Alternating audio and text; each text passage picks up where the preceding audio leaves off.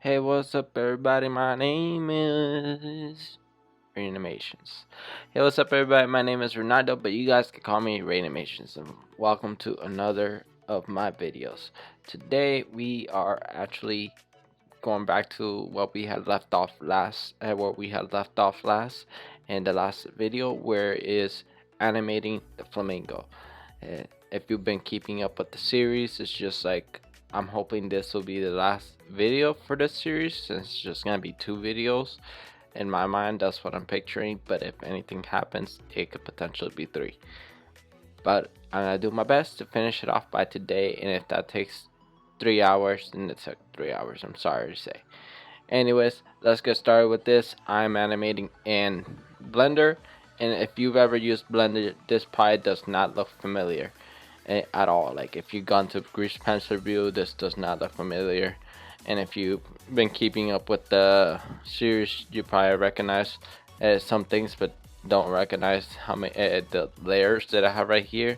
And it's because I went painstakingly out of my way to clean up this image to a little, so then I have some things in the foreground, some things in the background. Like, for example, I have the clouds separated now, where I didn't have them prior. I had everything in the background in the same layer, and that limited the animation because it took away the potential to do certain things. Like, right now I have the water set right here, so it's just this blue area, right? But then I have flowing water right here, which is another layer, and I have this be the lines with the stick, which is part of the original sketch. Now the idea is that I'm gonna take this flowing water, and then I'm gonna go onto edit mode, right? Select everything from the flowing water, press G on the X, and bring it over here. And then when I go down to like another frame, like 110, I'm gonna bring that all the way to the other side by pressing G, X also, and then just bringing it over to probably somewhere here, maybe here or something like that, essentially. Um, but the whole entire idea behind it is that the water's gonna be flowing very softly, so maybe best way to go about it would be go on to let's see, make sure I can see all my keyframes. For some odd reason I can't see my keyframes. Wonder why that is.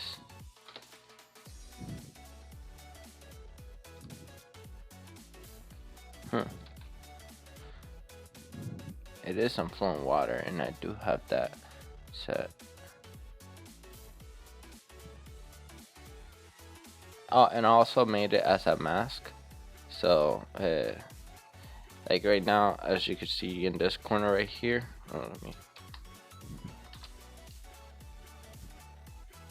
Also, since I just started my computer, this probably needs to be set up.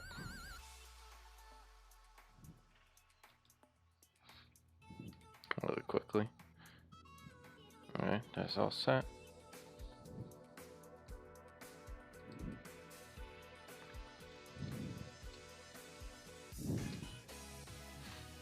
So right now you see like this white line. By making it a mask, this white line only sticks to the blue area of the water. Some cool tricks. Also, some of you guys may be wondering, maybe having this problem, like you go back onto your blend file and it looks like this, there's no colors, and mine looks like this for some odd reason. It looks like the blood sky or something like that, right? So what actually happens is that you may be trying to color in vertex color and it's not working. In actuality, it is working. All you need to do is go back to viewport shading. You're probably in this well, you're probably in like what is this, solid mode instead of material preview mode or render mode. Either one works, because in the material preview mode you can kind of see the key and the onion skinning, but in the render mode you guys can see the final result as clearly demonstrated by this area right here. See, onion skin, no onion skin. It will come in handy depending on which type of animation you're trying to do. So I separated everything from the sky to the clouds to the background, which just mainly contains everything that's green except the foreground area, which goes above the water. So I have the sketch there, and then I have the foreground, then the fills and the flamingo lines, the water and everything like that. Everything's set. Oh. Now what were we gonna animate? We were gonna work with the flamingo lines, since we're trying to animate the flamingo itself. For some odd reason, I don't see this. Why is it not showing up? Oh, that's it. I had to click on the flamingo and background.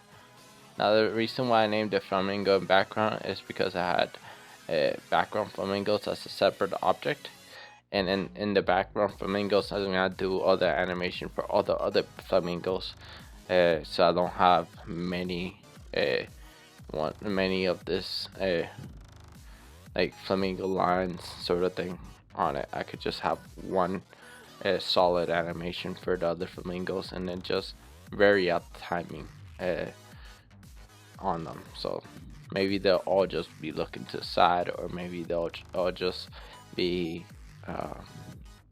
just like dipping their heads into the water. I don't know what flamingos do. I could look up videos of what they do for references, which I recommend you always look for references. Oh, other things that I did differently. I added a shadow to this tree because now, since the sun is right there, I wanted to make sure that the shadow was accurate to it. So I added more. I fixed up some of the shadow on some of it.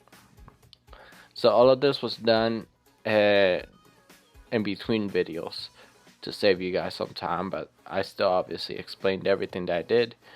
It still takes less time to explain than to actually do it.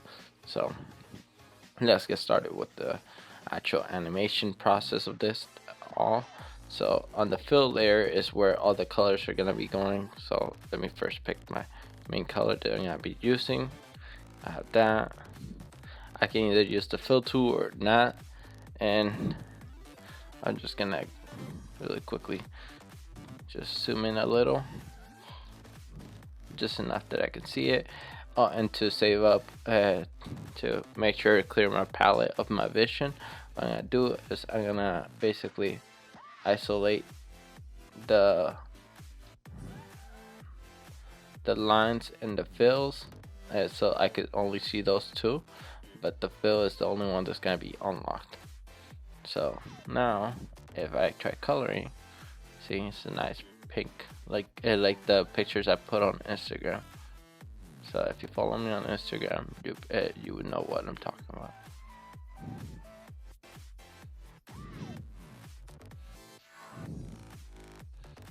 Now you can either fill it in like this, the way that I'm doing it. It takes time, or you could do it this other method, which is a paint bucket tool. Click on the color, right? Press shift and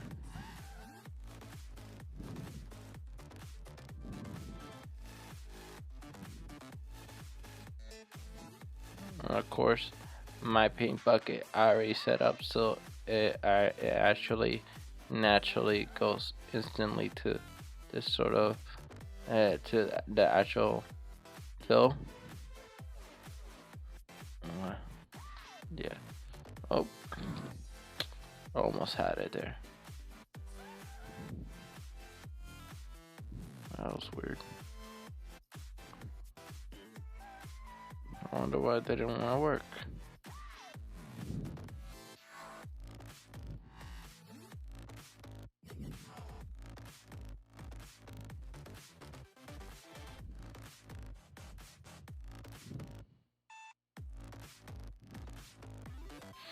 So we got that. Now we're gonna go back to this so I could get more accurate shading. Now this is for the shadow, and also keeping in mind that the water light, the light bounces off, and this is where everything will hit it because of the fact that the light is coming from this direction. Essentially, we can cover up most of this area. So I could do light pressure or heavy pressure. I'll do some heavy pressure to this.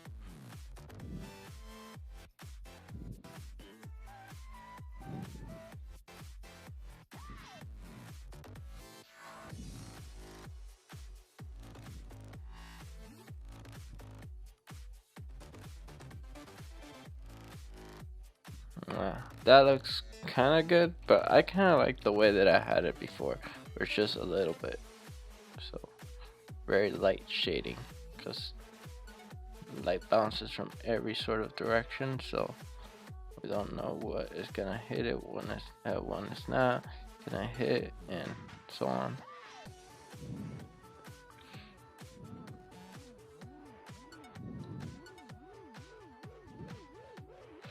So now we get like some nice effect. Now let's go for the skin tone. Make sure that's it. Right.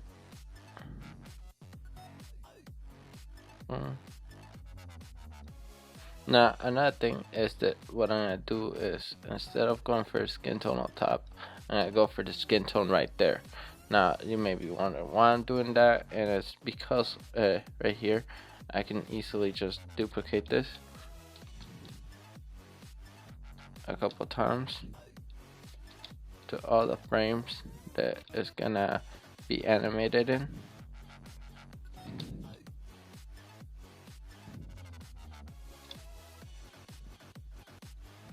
That way, when it moves, right? See, most of it is still in the same area. And all I need to do is go onto tab, sculpt mode, and then just lightly tweak it. Probably zoom in a little bit, so then I could kind of like tweak it a little bit more. Easier.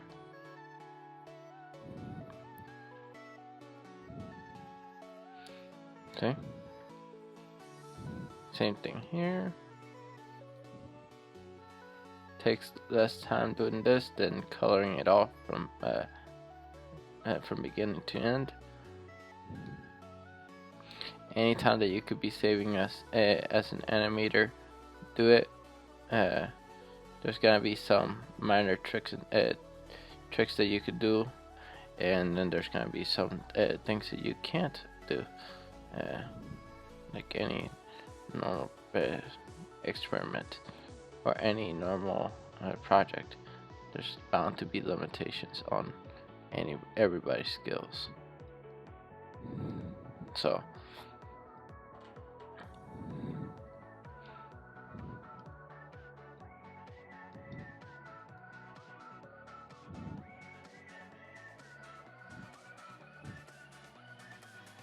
I'm going through all the frames, making sure everything looks fine.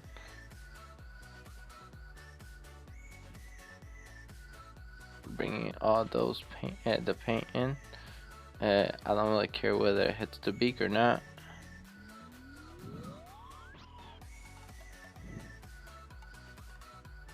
Because the beak is gonna get colored a different thing. As long as the color is behind the line work, that's all that matters.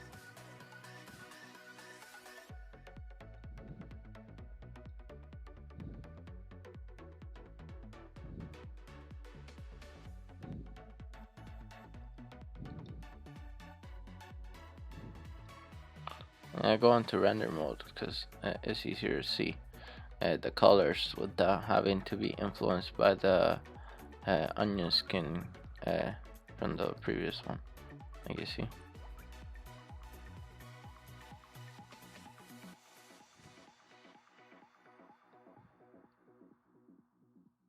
Then afterwards, we go press tab again, draw, make sure we get the color for the flamingo's beak also, and now we can color it in.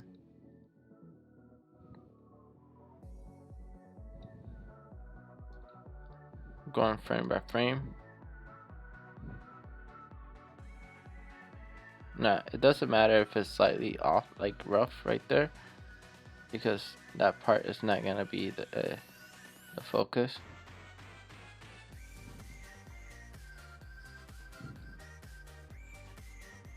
But okay.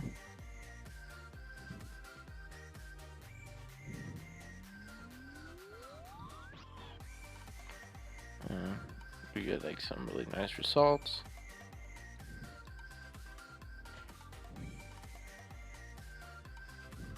And now if we look at the big picture, which has gotta be from probably like something like that.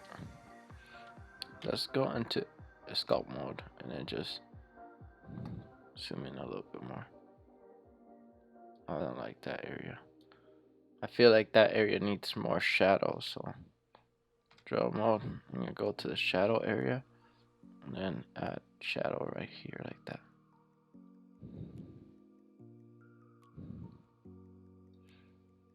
So because the shadow is moving along with it, I'm gonna be implying that shadow.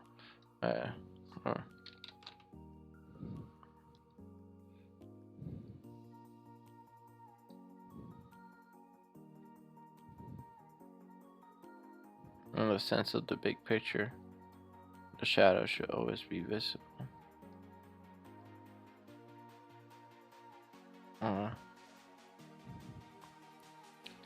It's fine if it's not perfect looking, because at the end of the day, you're not gonna be looking at the tiny details. You're gonna be seeing whether it moves and it looks accurate.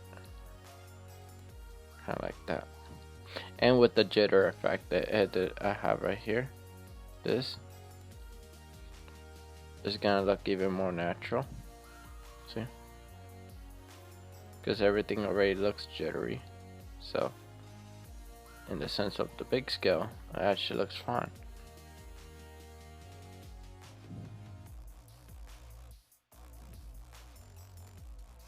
Although I do see that there is a moment where there is jitter, that the color doesn't extend as far as it should. I think that might be as a result of the color not being as extended as it should to begin with. So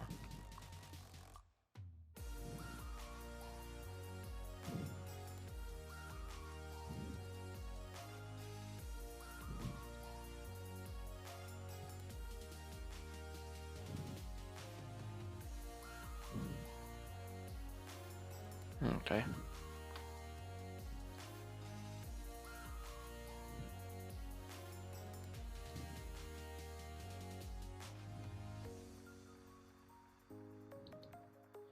Is it just me, or is there purple right there? No, it's not just me.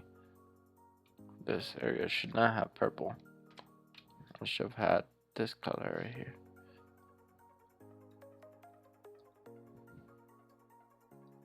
Must have been the jitter effect.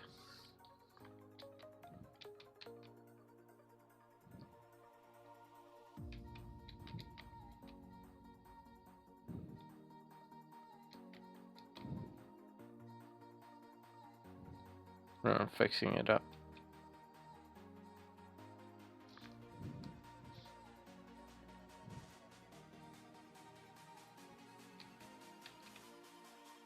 Making sure I go over everything that needs to be gone over. And when I first tried doing the first drawing for this, what I did actually was I did all the line work and everything on the same layer, which obviously is not smart. Like if you're gonna do all the coloring and line work, usually you do it in separate layers, but I did it all on the same. Alright, so now let's take a look at it in the long run.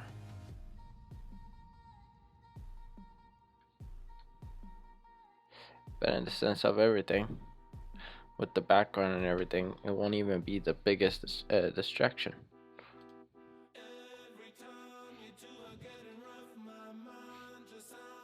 See?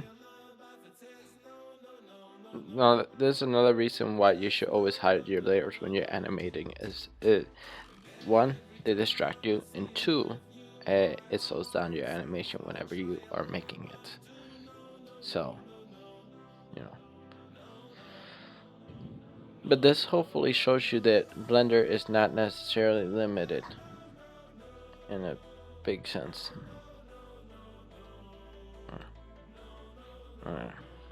Another thing that I was gonna do, after I have the flamingo and everything in place.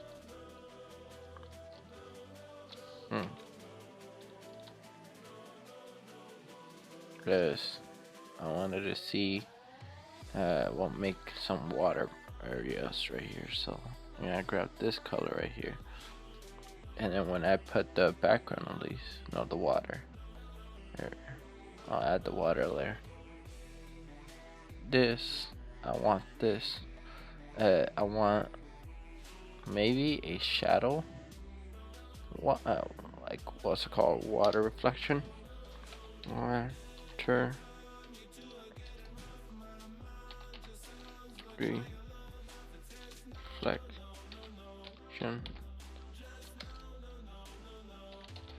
shadow.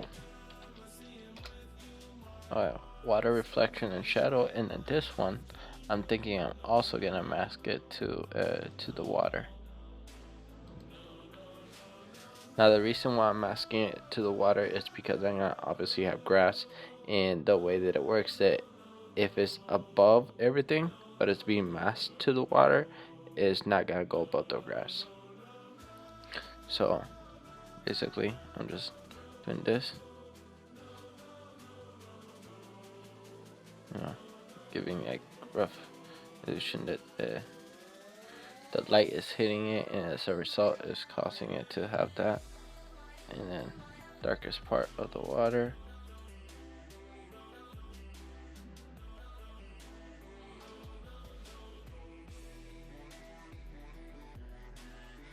and obviously some markings.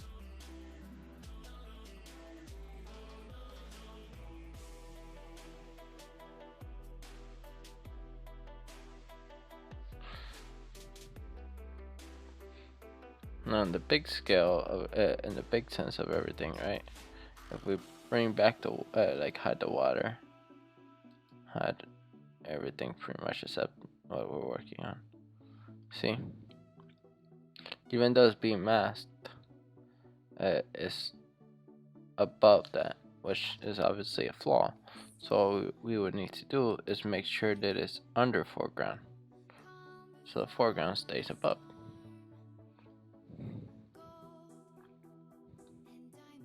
Now what I'm thinking is that for this area, this part, I could bring the opacity slightly down, right? So it's not as like prominent, and I could have it be a like hard light maybe, or maybe a added. See, you can do all subtract maybe, multiply. Multiply looks nice.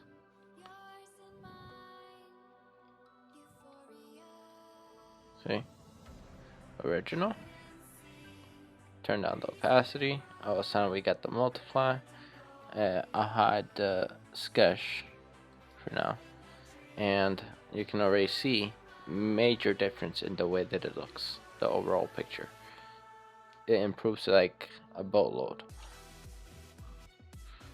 It's a tiny thing, sometimes it counts, and sometimes it's not. Alright, now next thing, let's add the other flamingos, and I wanted to add leaves to the background, so I'm probably gonna have another layer above this one, and then I'm gonna have this one be called leaves. Now the reason why I'm doing it this way is because I don't want everything to be in the same layer, and for this we don't have any leaves brush, so we can either draw them manually, or we can import a brush set that comes with a leaf brush and use that. What I'm thinking is that we could draw manually since that's what we've been doing, but that would take too long. So let's import them. Import now.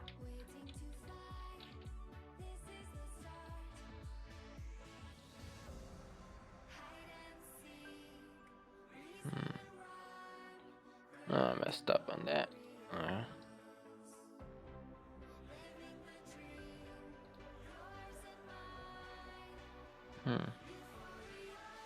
Wait, where's the brush tools? Right here.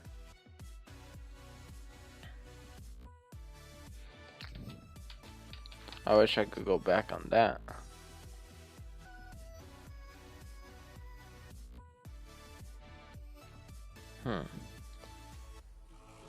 This is why you should always save in case you have a problem like this happening, where one of the brushes just all of a sudden start bugging out or something. Okay, so I go here and then I go. I can either reset brushes, or I could download, import it, import brush set, and it says right here 16 brushes have been imported. So now if I click on this, voila, you see like a boatload of different brushes. And then this one, it's like, you know, for leaves. So basically keep everything. No, I'm gonna go onto background and do that same trick that I did earlier, where I just keep the background only, and I'm gonna go to this layer, right? Make sure it's visible, and I'm just gonna quickly just pass it over and see what kind of effect does it give it, whether we like that color or not. I kind of don't like it. Maybe it needs to be slightly more bluish to yellow.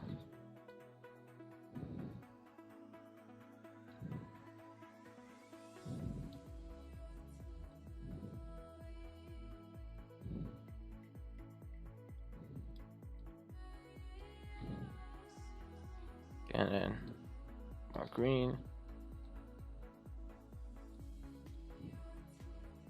And then more towards blue for this one's in the distance. And then more towards green for this one's in the foreground.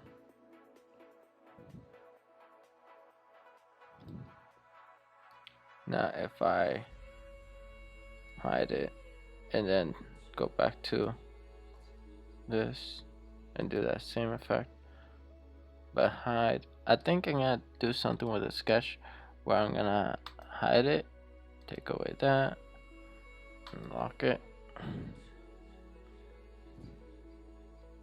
I wonder if there's a way to like, I'll keep it. I won't. I'll keep it like that. See, major difference, but I'll hide it just for now so you guys can see like the big picture, whether it looks nice with this brushes or not. I kind of like it. I kind of like the idea of maybe I've drawn if I had drawn them. So I wonder how it would have looked if I had drawn them.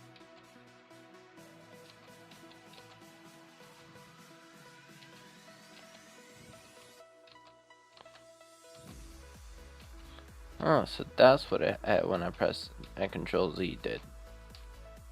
It took away the name that I had put there. Leaves. Unless I didn't name it. Thought I had, but I guess not. How does grass look? Grass could work. And I want more.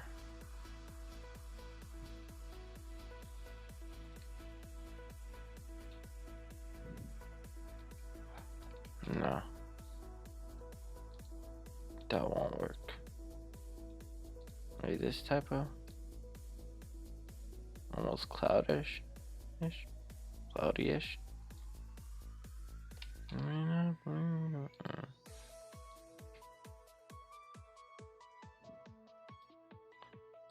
So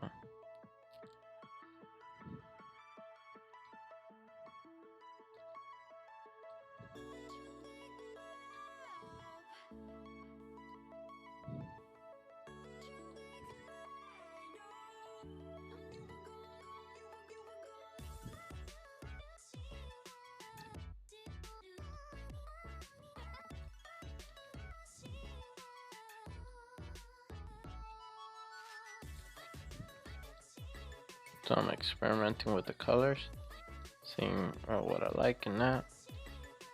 Maybe I'll zoom in, or maybe I just move around. Now this is gonna be the darkest part. I like that. And then go to a brighter green, torch yellow also. Pass it around.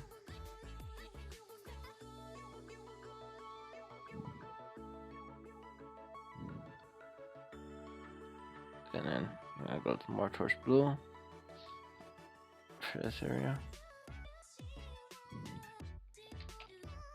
Maybe not that blue.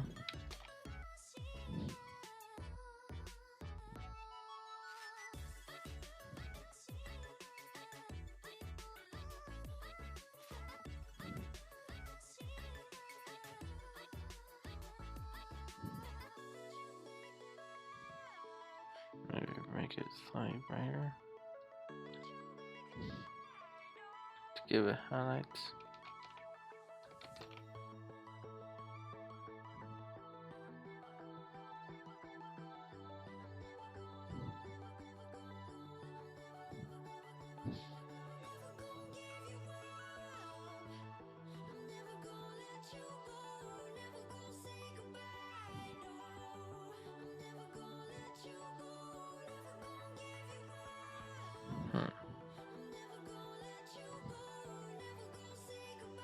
Alright, so that looks nice.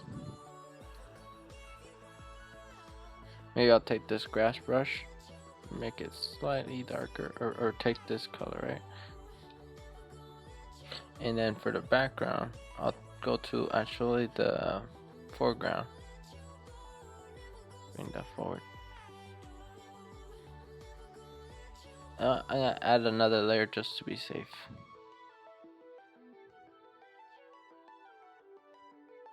How does that affect?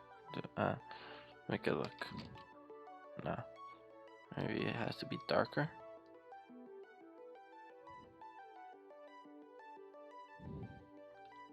Does it do anything?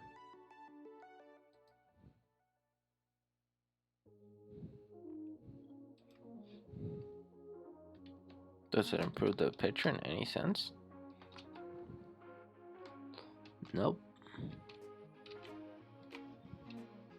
There's certain things that work and certain things that don't.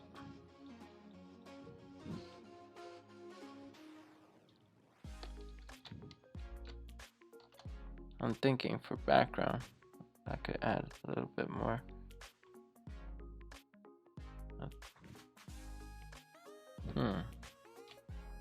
I wish they could be smaller.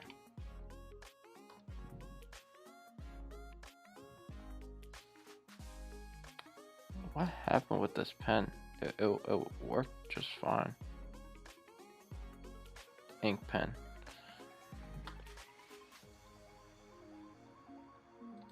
Oh no, I have to reset the brush. There it is. I have to make sure this is pinned to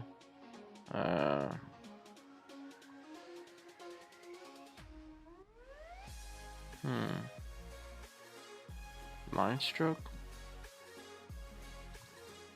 This one's pinned to dots, I think it was called. Dots. And this one's also pinned to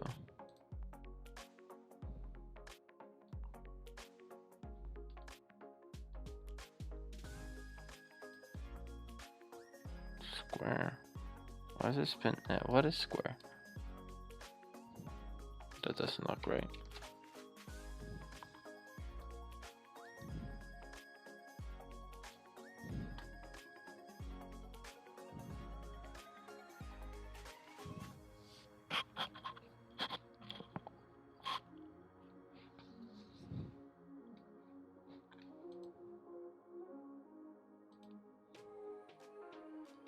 Pencil normally gets pinned to, I think it was also the line, but it could be it's something else.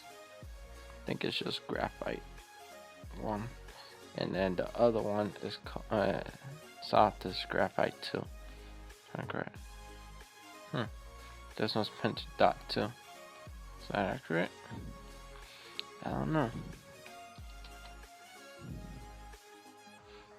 Gotta make sure that it's not a vertex paint. Go to sketch or something like that, right?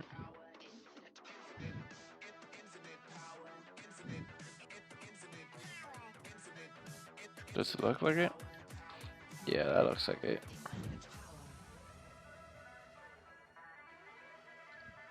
So dot stroke for that one's fine. What about this one? That doesn't look right.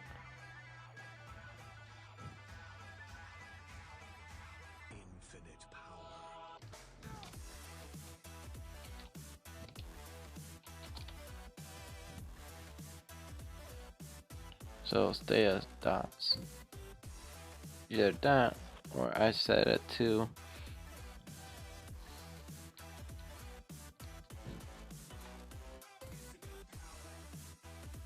line stroke. Maybe that's what it is.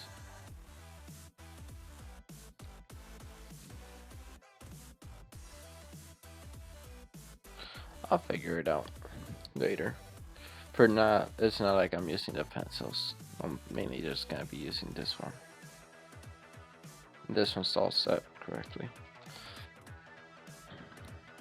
So I already used this brushes, which is the important part. And I wanted that one to go back to normal.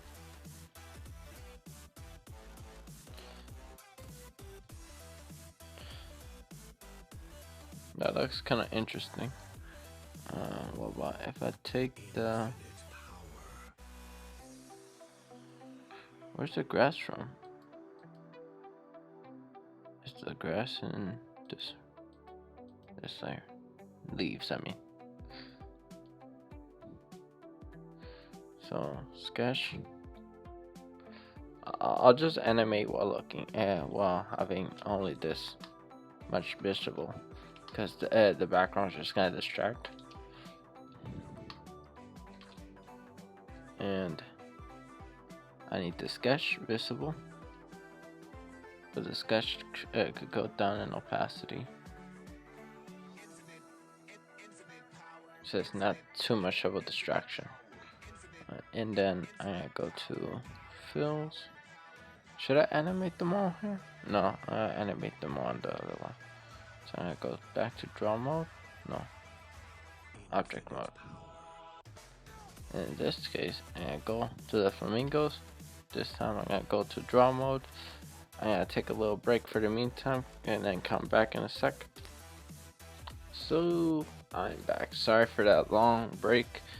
And for some of you guys, well, everybody except me, that may have actually taken almost no time whatsoever. But in actuality, it did take a couple hours. I went downstairs, used the bathroom, and so on. Anyways, getting my day-to-day needs out of the way.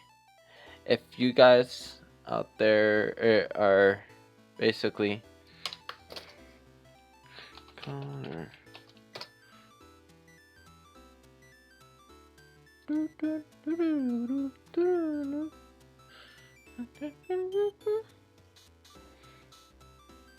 Well, what was I gonna say? If you are enjoying this video so far, consider liking and subscribing to this video. Oh, you don't subscribe technically to the video. Subscribe to me or Reynamations, yeah. Alright, let's continue. As you can see, it's all technically a flat image. I'm just working different layers and different objects. Technically, I could have done everything on the same, but I chose to do it this way. Okay. First things first, I got the right brush, vertex color. I want to have this be the main color. Okay, how do I want this?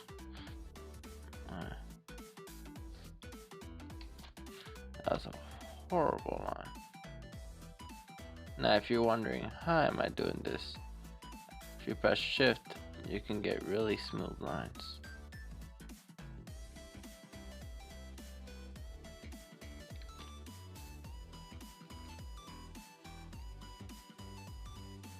Make the eraser a little bit smaller.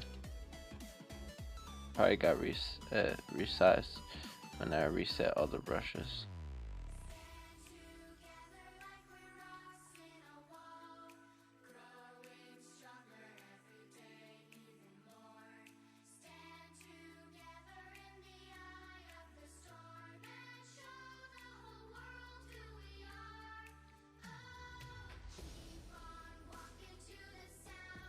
Why is it so soft?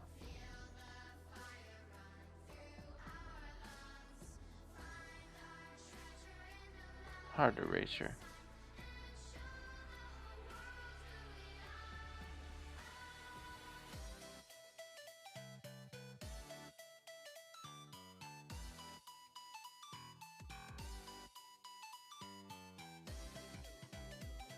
Yeah, that's a little bit better. Kind of. Seems like it fades it out a little bit for fully deleting it. I guess it just matters. After all.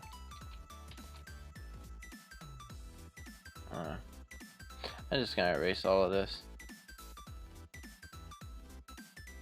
Pretty much like if I didn't drew it.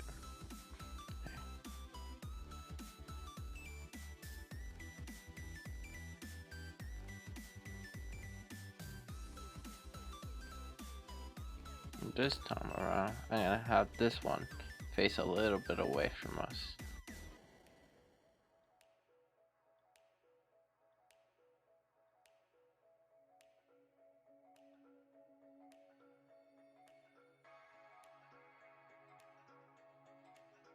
Keeping in mind with everything that I've done so far with the first one.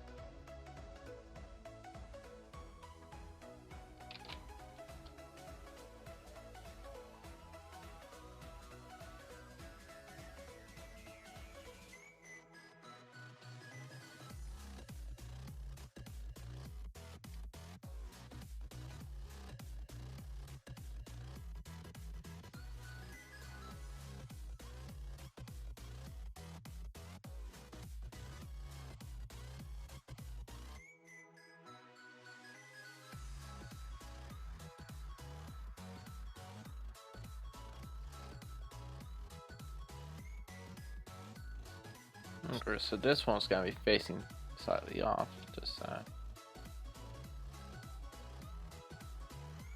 And because it's off to the side, we should be able to spot a little bit more of the details for the leg and stuff.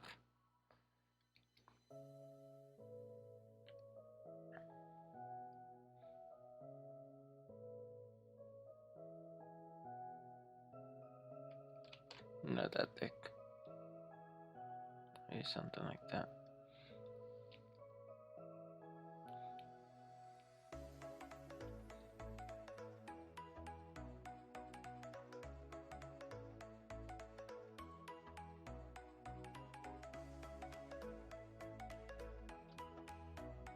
I wonder how they put the legs up. I know they normally keep one leg up. I gotta quickly look up a picture on my phone. I could have looked it up. You know what? I'll look it up here so you guys can kind of see the workflow completely. Let's save this so far. Make this small. Let's use Google Chrome.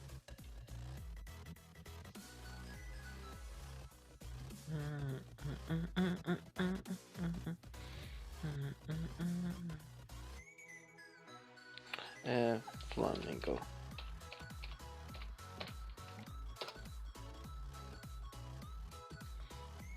And then I'll look up images.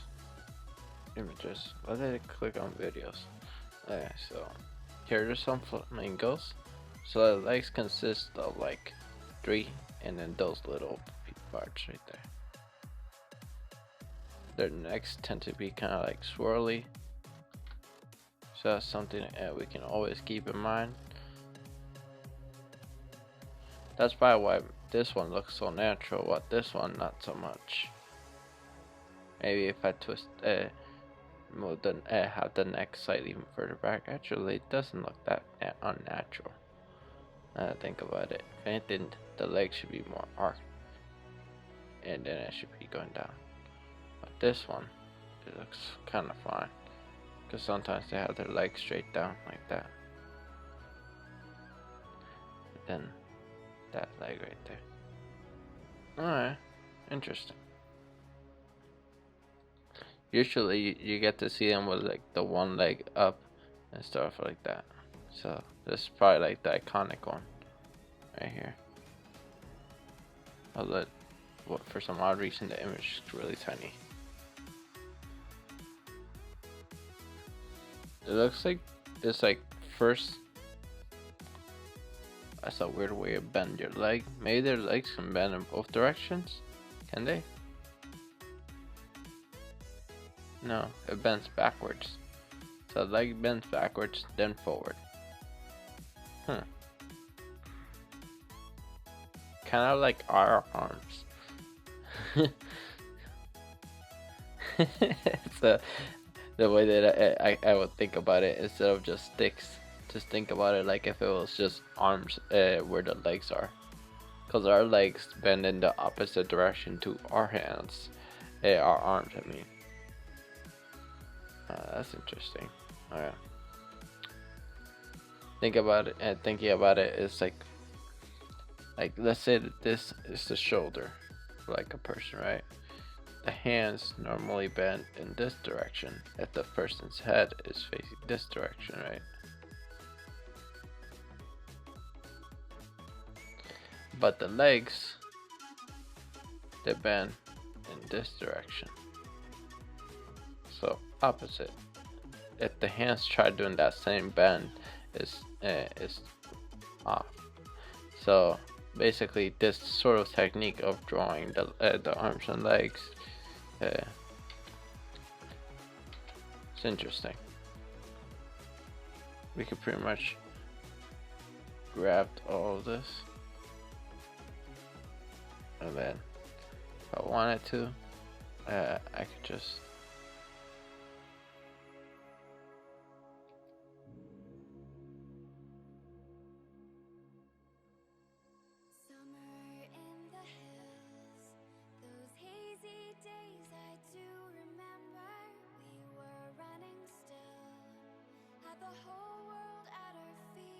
So that looks a little bit more natural.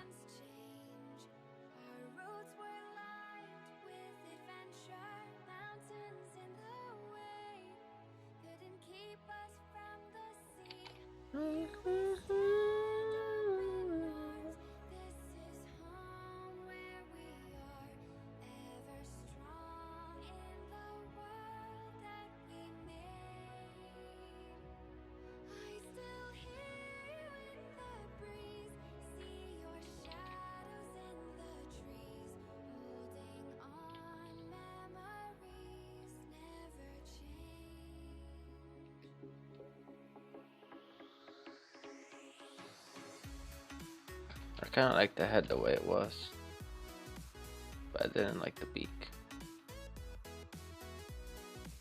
Something about it was off. Maybe it was just the neck.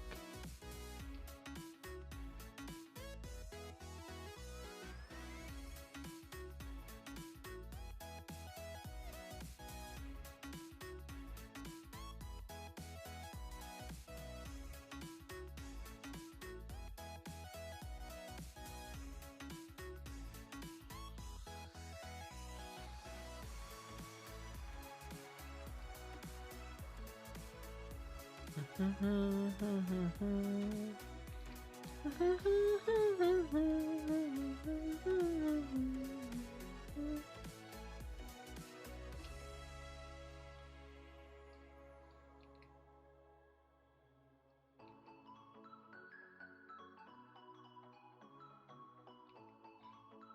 feel like this beak is too big.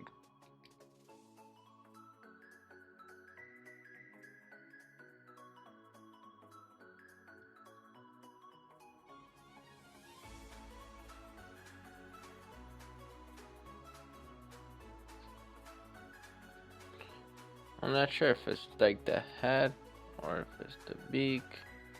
Something about it was off.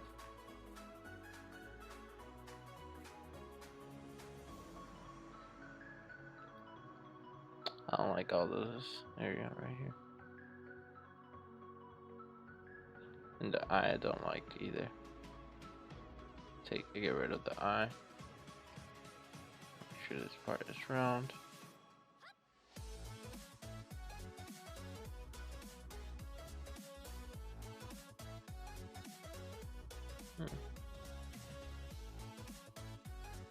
Alright. That looks a little bit better, right?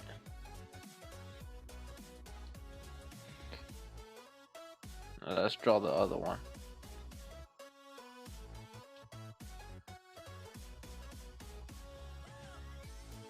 First gonna start off with the wing.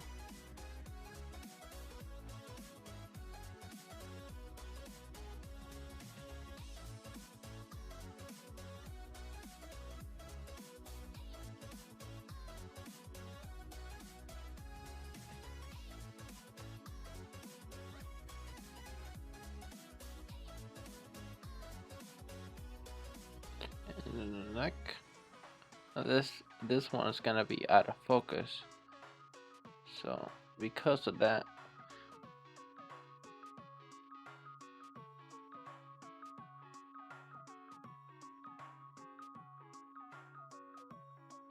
does this look like it?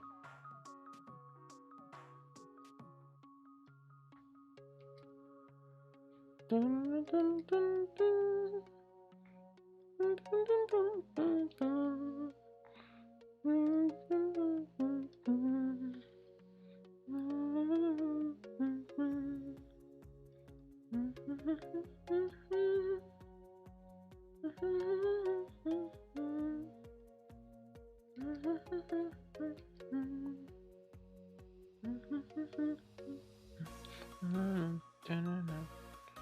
And this one, I have both his legs be kind of like straight down, based upon the way that I saw the drawing or the references. It looked more like this.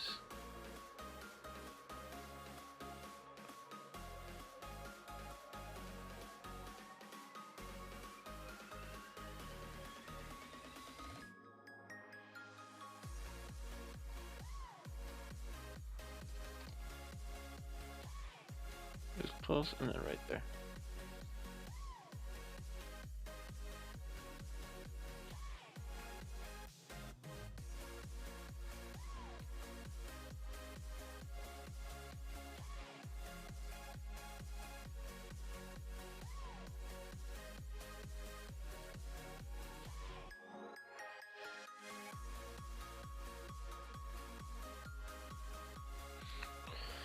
Maybe it's just me, but the head just doesn't seem like it belongs like that. You know, I'm just, instead of deleting it or erasing, and go onto edit mode, right? Select this areas, right?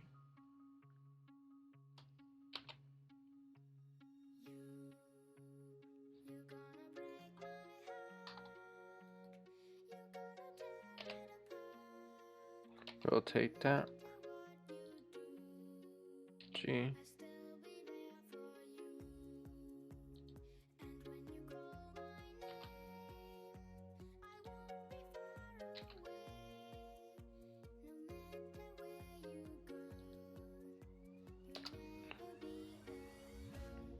Sorry. Go back to draw mode.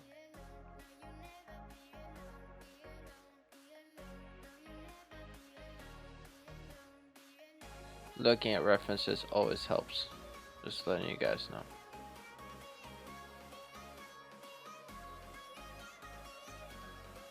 Anybody that tells you otherwise does not know what they're talking about.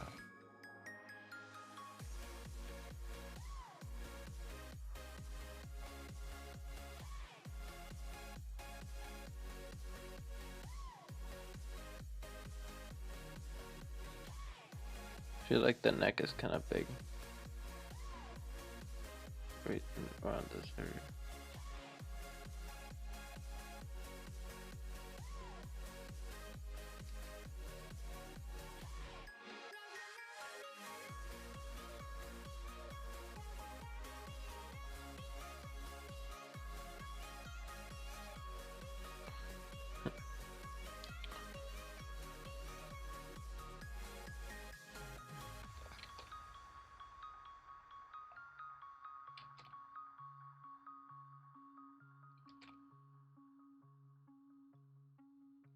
Oh, yeah. That little mark gives it like already a form going back.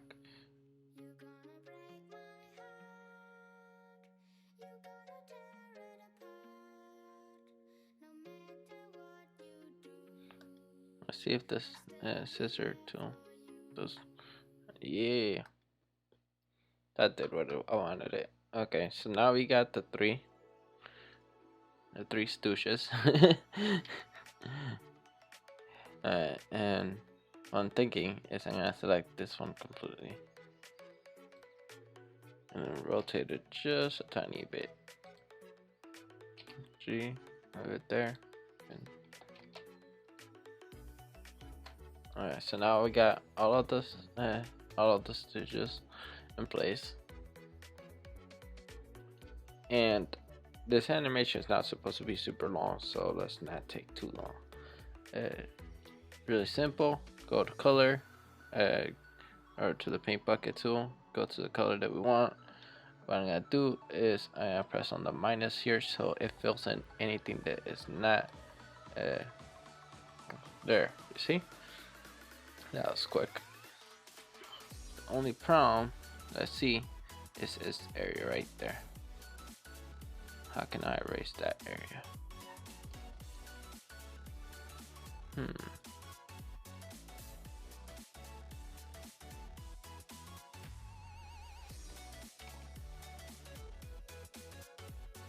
No.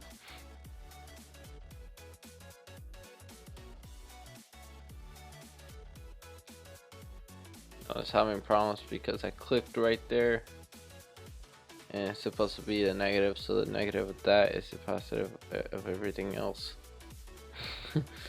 And I was trying to figure it out.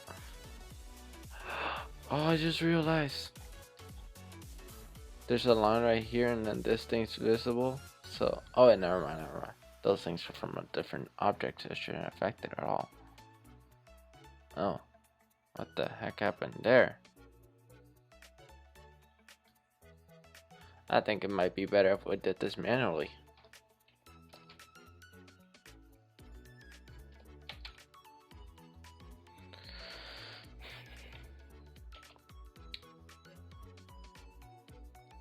And it seems like it froze. I'll pause it for you guys until it unfreezes. So I got it back. For some odd reason, it froze for too long, and I was wondering what the heck happened. It happened, but I thought this part was just frozen, but Blender as a whole froze. So we learned something. Filling it in works, but at the same time has its flaws. So I'm gonna go the old-fashioned method where I had to do it manually. Instead of pressing minus, I'll do it manually. Okay, shouldn't be a problem. If I go, let me zoom in a little.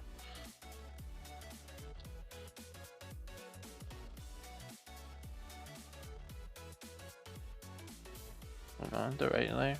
No, I'm not. That makes sense.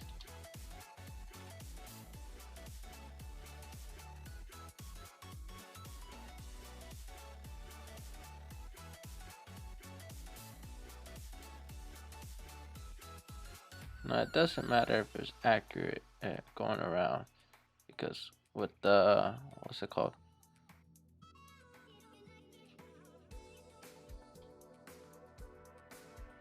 Man, I like keep forgetting my train of oh man, my train of thought for a sec there. With sculpt mode, you could just zoom in to it, right? I guess this one's got scale too. And it just warp it to your liking. Make sure the line layer is locked so then that doesn't get warped.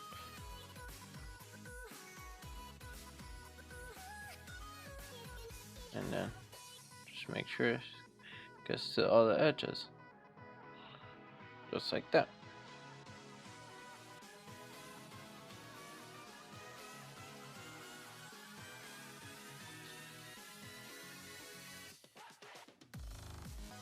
Draw mode again.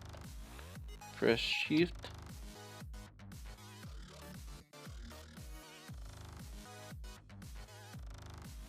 I think I almost lost this Flamingo right here. Because the version that I had saved did not have this Flamingo yet drawn. Luckily, Blender has autosave in case of anything like that ever happens. So let's go back to sculpt mode.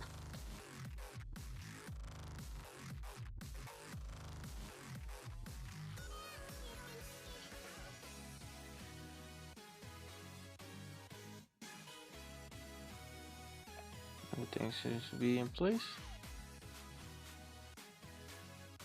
Back to draw mode. Okay, this is where this will come into play.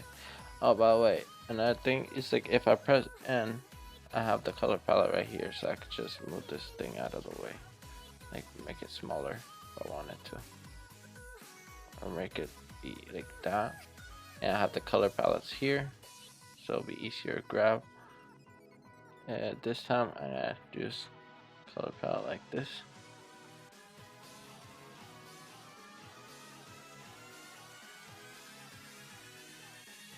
Because the light is coming from this direction.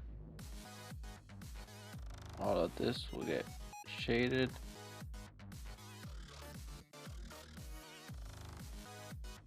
And obviously some of this. The bottom. This part I do manually. The shading. Because that way it gives me an advantage of how I might want it to look.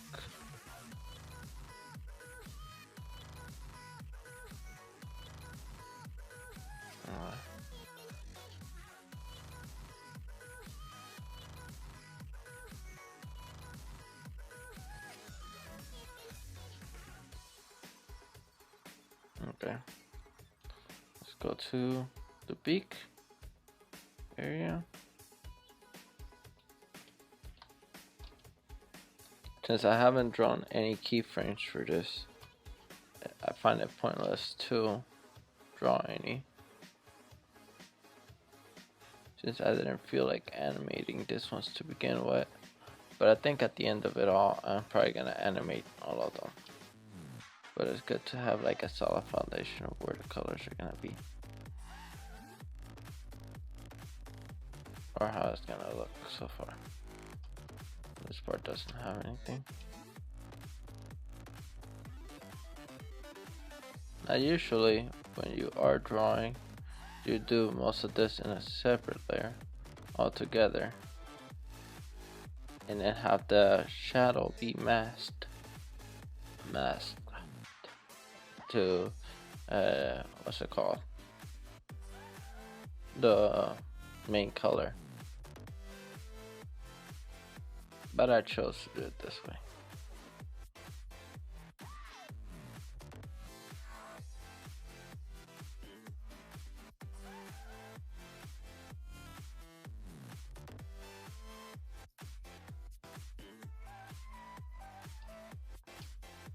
If I zoom out, let's see, do they all look kinda nice? They look pretty nice. This one probably needs working on the beak, so I'm probably gonna adjust that right now. How do I keep pressing space? You know, personally, I think it's because I'm so used to drawing with Sketchbook Pro that instinctively I go with the option of pressing space, even though I know that wouldn't be accurate. Still.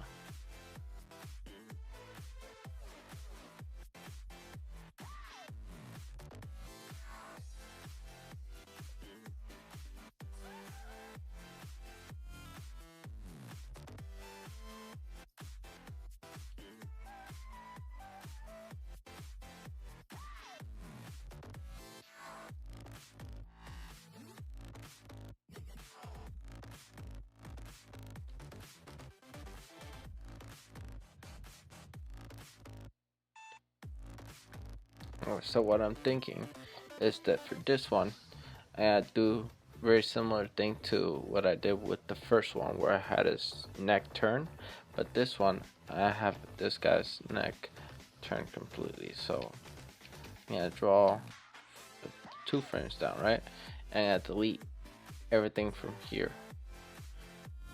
So it would be as simple as grabbing the scissors and then cutting all this. Actually, yeah, and then go to the eraser and erasing all of this. There you go. It's supposed to be a hard eraser, but for some odd reason it is erasing like this. Okay. Go back to pen. Make sure I'm in the right setting. That's set. I'll have this and this be invisible. For some odd reason, this is not showing me this onion skin, so but it should be, since I am in that. I'm on the lines. Maybe I had to hide this.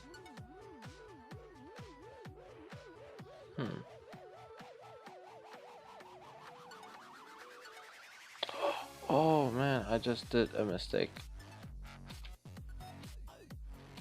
I erased all that, and I should have duplicated it first. First mistake. When you're doing this sort of thing, you have to duplicate it, so then it doesn't get messed up. Okay. Now, I know that there was like a button I used to press, and it worked. Oh, I wonder what it was. It was like a box eraser or something like that.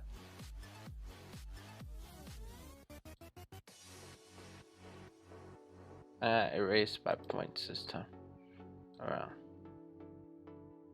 Oh yeah, this is like way more effective.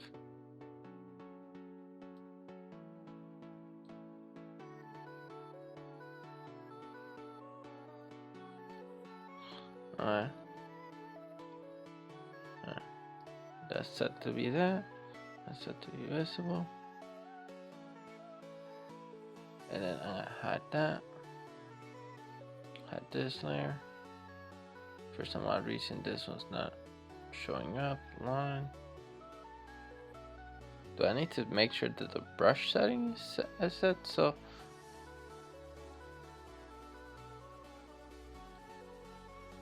All of those are set to be on your skin. I don't know why they do this. They like make those ones to be on your skin too. Well, I just automatically have to be on your skin.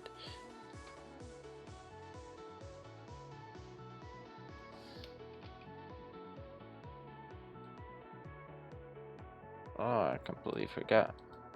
The second frame is technically.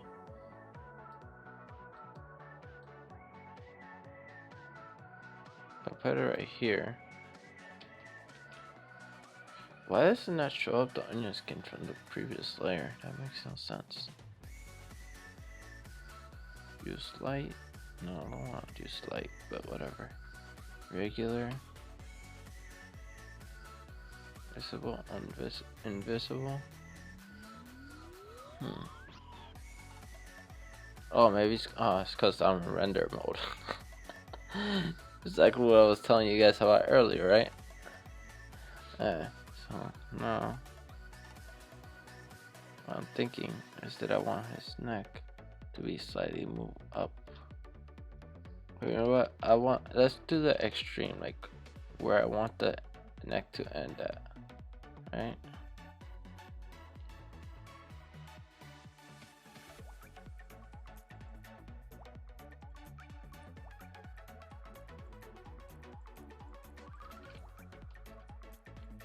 Okay, this, you know what? Erase all this, right?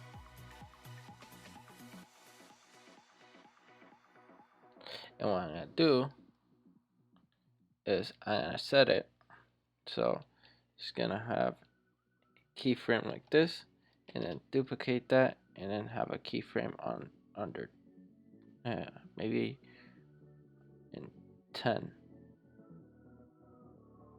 So it takes 10 frames. That's like half a second to do in action. So here is gonna be very similar to what it is right now, right?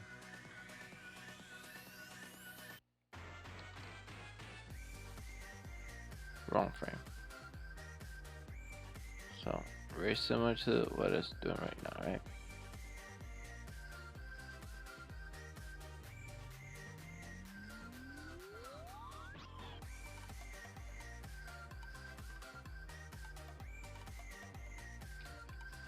Alright, so I need to calculate where the strokes start and where the stroke end. So this will be the head. So if that's the case, right, I want the head to be like this to be like that, and then head to be right like this. Okay. Head looks kind of small, so I'm gonna make it bigger.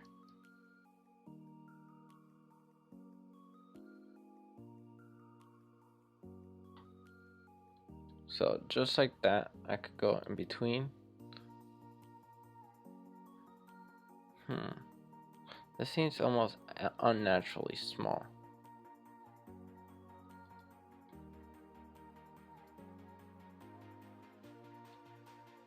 If I go to edit mode, O, G, rotate that a little, G.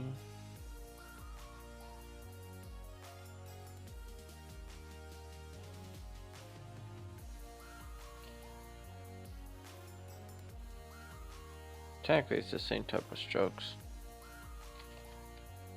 so it should be just fine, but anything's possible. It probably won't calculate correctly.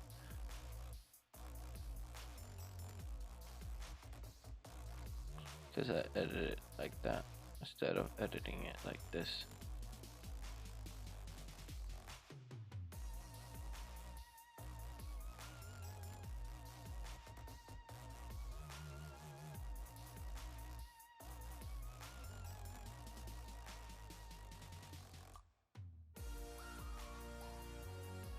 Okay. Go in between. If I go to draw mode, it should be interpolate sequence. That'll be every 2 sequence. And let's take a look. How does it look? Okay, so this one, good. This one, eh. This one, okay. So semi-last is okay. All of them look kind of crappy. I thought that was gonna work, but I guess not. Maybe if I warp it a little.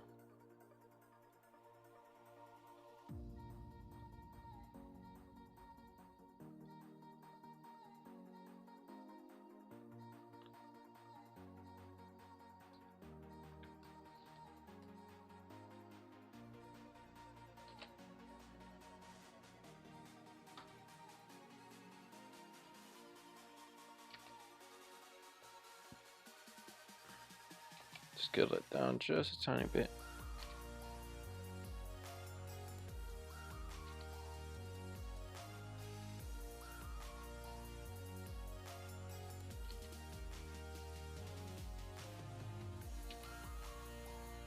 Blender has its perks, and it also has its downsides.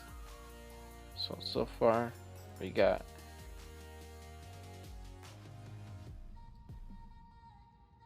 this main pose, and then it goes up. But it looks kind of choppy. Maybe it's because I need to draw it in between frames. What if I just draw it?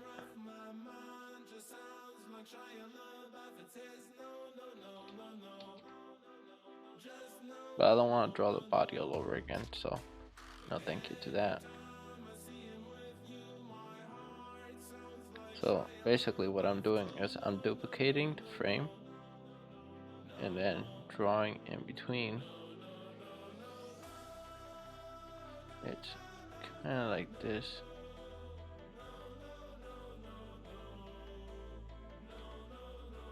And because I don't need to worry about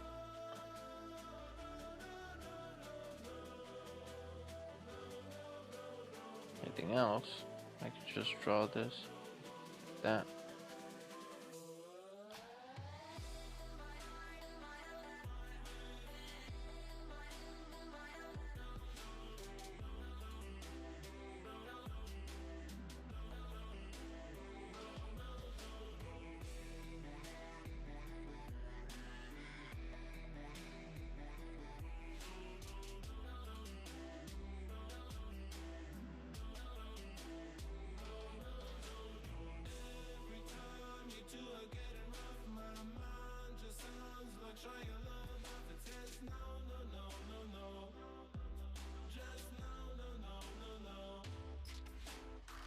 And then by the time it hits 10, the beak would be like this.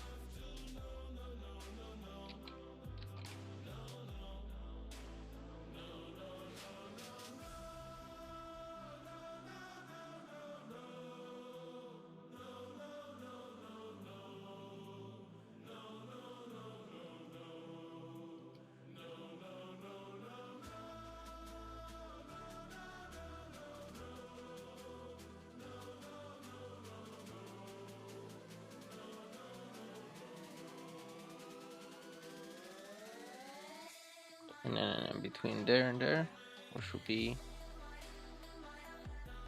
I wish I could just erase and it'll create a keyframe. But for some odd reason, it's not doing that anymore. I know it used to do it, so I wonder what happened. Or if I had to have like a certain setting set up, something set up on the settings.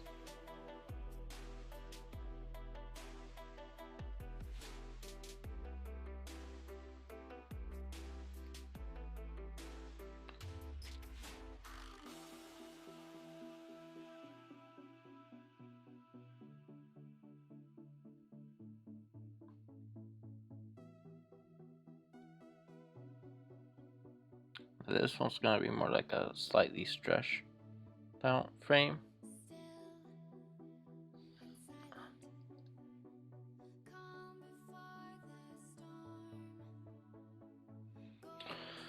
I kind of like the idea of it getting like warped more. Let's see. So it starts off like that, and it goes. Eh. It looks okay, but I don't know. I don't like it. It's funny how like most of the time when we are. Oh, sorry for that. I'm scratching my nose. When it comes to animation, it could be such a tricky thing.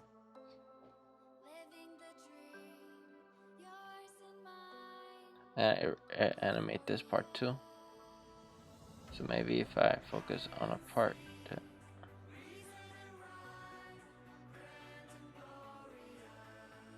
Okay. So I guess I gotta draw everything. That's fine.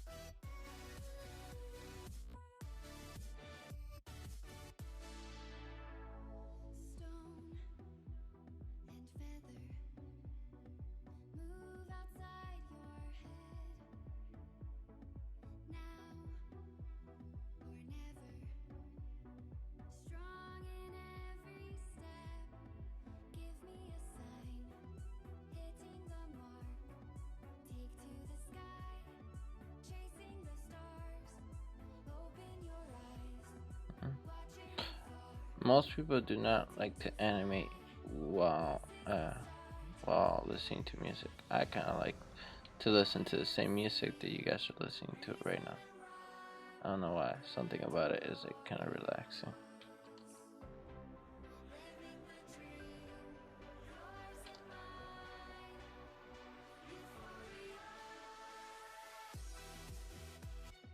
Maybe I need to make that eraser kind of smaller.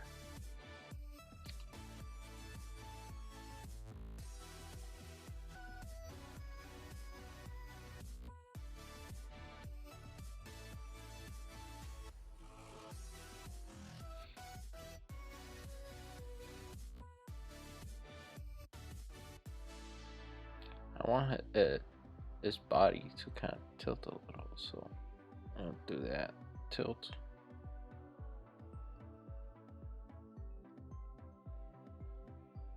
Meaning that everything here is gonna look like it's going up slightly.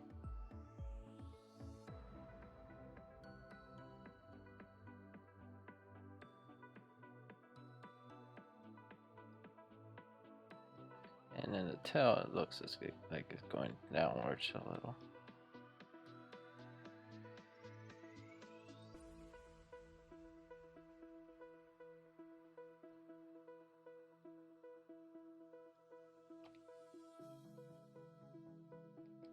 Yeah, I should have just stuck with erasing dots instead.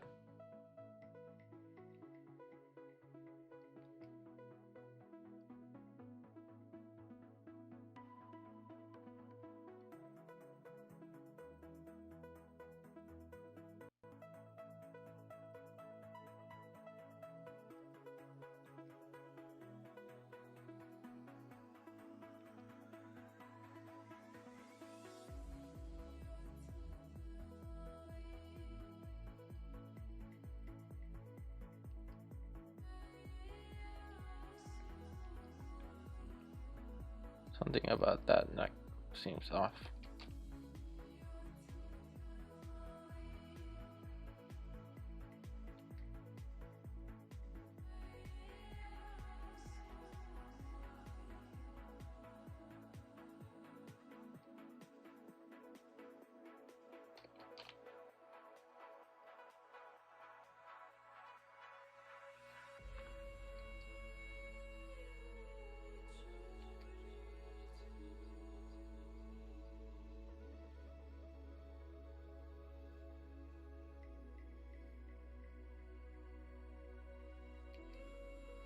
And the head looks too small.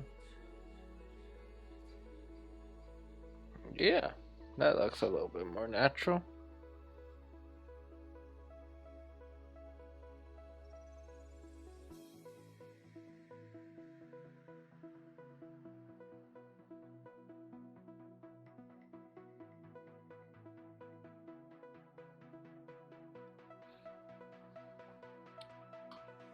let's take a look at that so far. I think in between here, where his head got erased, it should be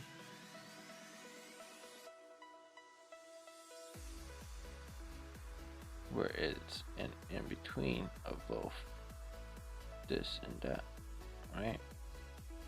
Where that beak should be somewhere there.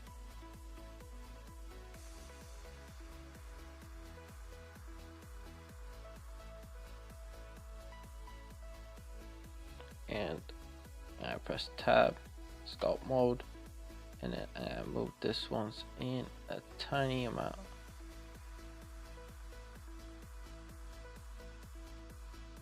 Move the whole entire body out, kind of like that, so it looks like it's swaying with the action. And this one, I'm gonna move everything slightly down, those a little bit forward.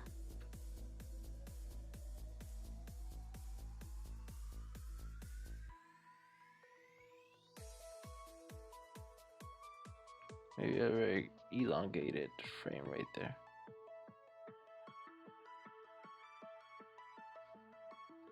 Okay.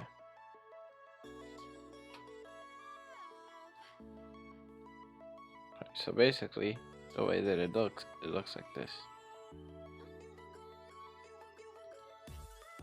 Like a very quick reaction. If I wanted to have it slightly slower, I'll have a frame in between both of those. I think I'll leave this one be, but this one I'll have to edit. So tab, draw mode, erase.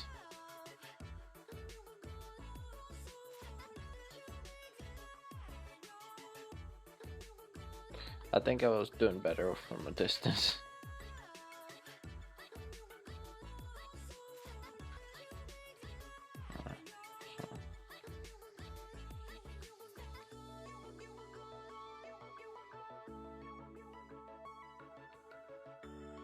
So basically, I'll have to have this be like that. Oh.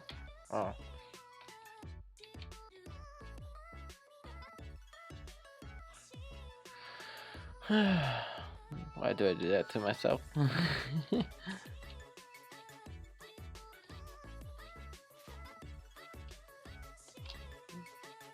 Duplicate it so then I don't erase a lot.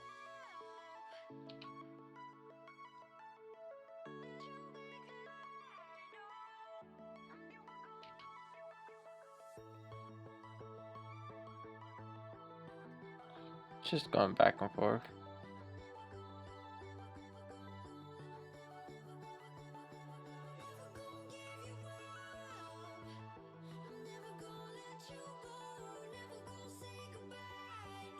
Since this is a very quick action, it's gonna have a very smudged, like one of those frames, smur.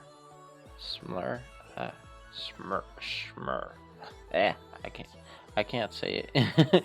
For some odd reason, I'm like struggling to smear. I think it's like that. Smear. Yeah. Well, hopefully, if you guys have ever animated, you guys will understand what I'm talking about.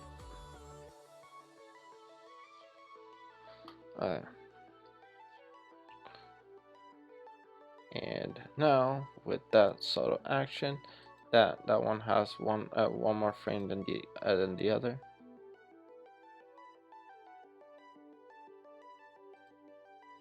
And with the addition of what's it called, the modifier that we had, the noise, we don't want it to be that extreme though. Probably something like that. It would look like this.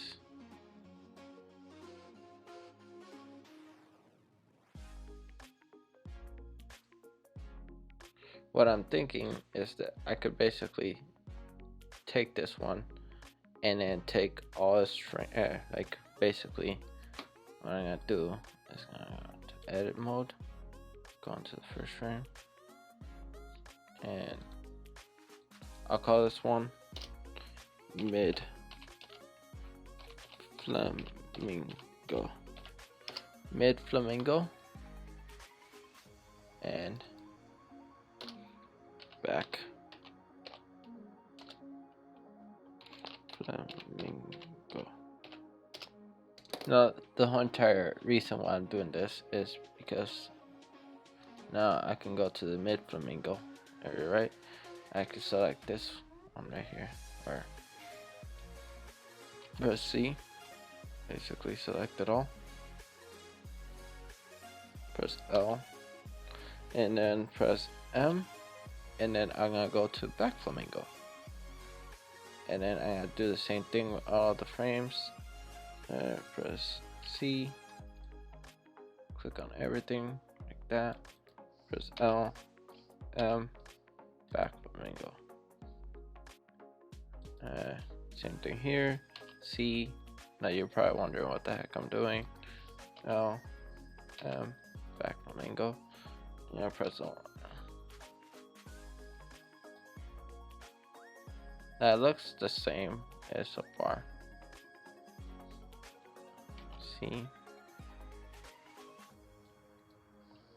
L, M, back flamingo. All day. Now the reason why I did that is because now if I hide the back flamingo, right, and I press play, this one has its own animation, and so does the back flamingo. Therefore, I can take this one, all the keyframes from that one, press Shift D. No. Shift D, yeah.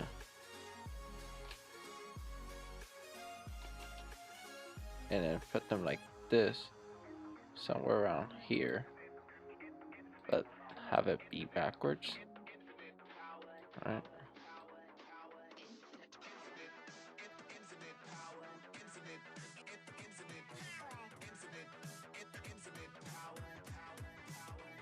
And the way it's gonna look is that if I bring that back, right,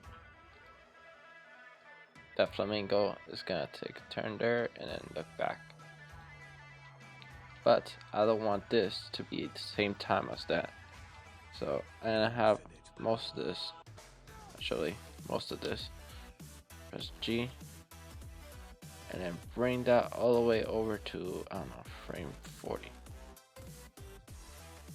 I'm thinking about this one right here. Press Alt A, and then now I press play. It looks fine, and then this one starts taking a turn, and then it looks back. And with this one in the picture, right? So far now we got this.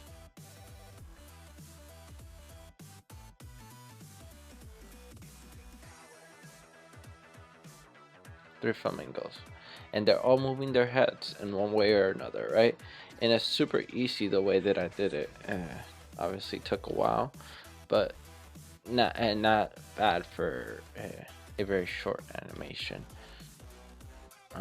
So it's now time to color. I would have made them move a little, like walk around and stuff, but I don't feel like doing that because that would definitely take me longer. And I'm pretty sure you all have busy schedules, busy lives.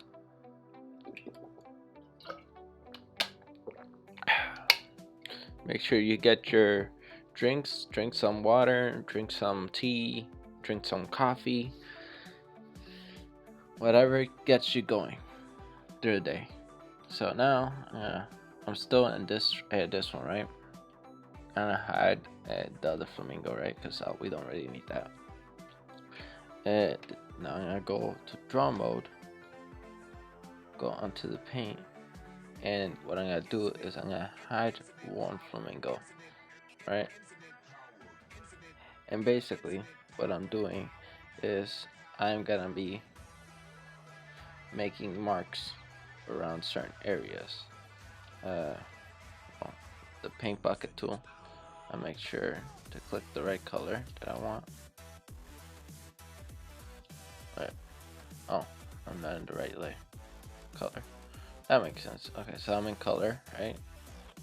And so far, both of them are colored for the first frame, but not for the second. This one's not colored yet.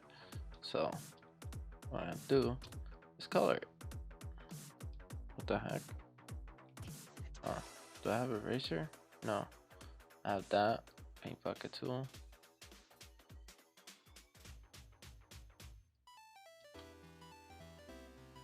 Active layer is locked, hidden. Oh, that makes sense. It's locked.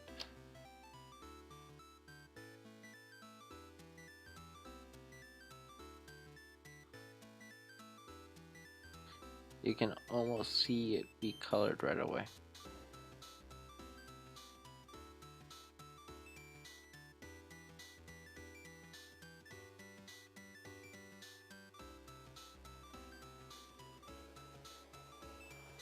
I don't know where I started, so I'll probably end it there.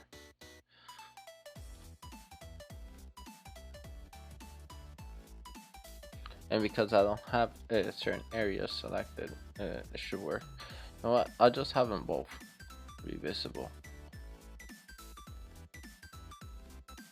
Unless I have one set to be the color for one and then the color for the other, so then each of them get colored individually. It would work much more effectively than having to color both of them every single time.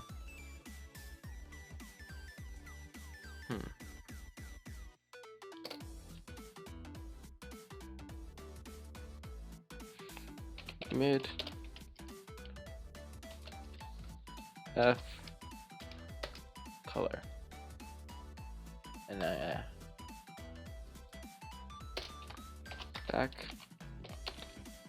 F color.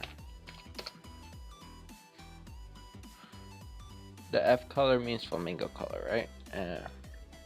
So I'm gonna go to the mid F color, and then I'm gonna select all the color from this area in edit mode, obviously. See.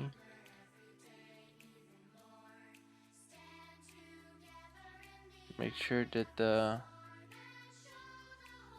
okay. Make sure all of them are locked. See. Now the reason why I did that is because the last thing I want is to grab colors that or grab the line work. Then press M to move that, and then I put that to the back one. So now if I hide the background, it's hidden. And now the background has its own layers. Wait, what the heck? The background just... oh, darn it. Why does that always happen to me? Alright.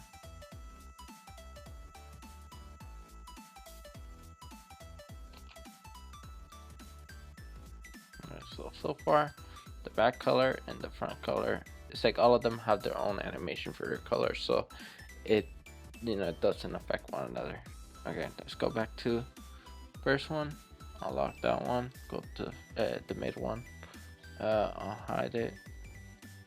It's probably not even gonna be distracting. Anything, it's just gonna be there.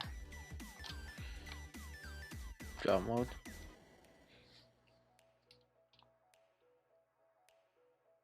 Okay, go to that frame.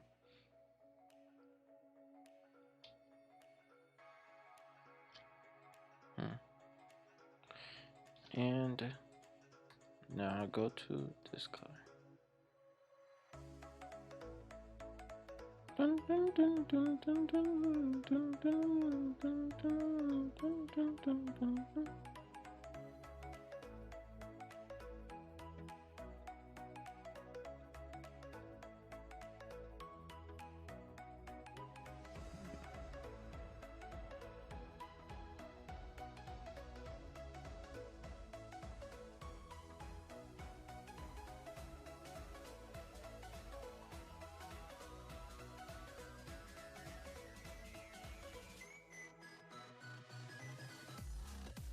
Too bad we can't see the mid flamingo's colors prior to that, unless I go like this.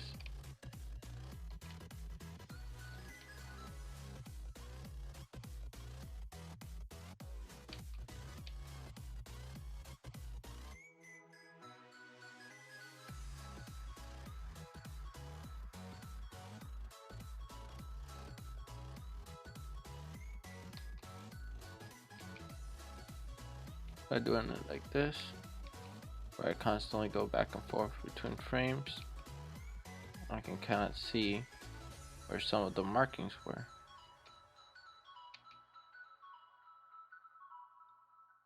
So then I could make marks accordingly.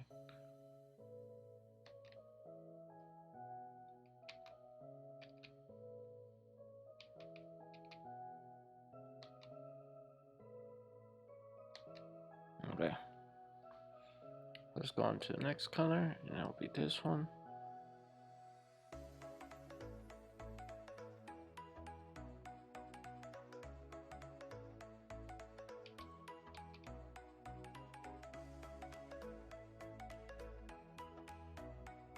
Okay. Paint bucket tool. Paint bucket tool always has the same color. What the heck did I just press? I pressed 2. Oh, G5. G5 normally changes the screen, but luckily I took the that mode out. I'll start it somewhere here, and then I'll go around like this.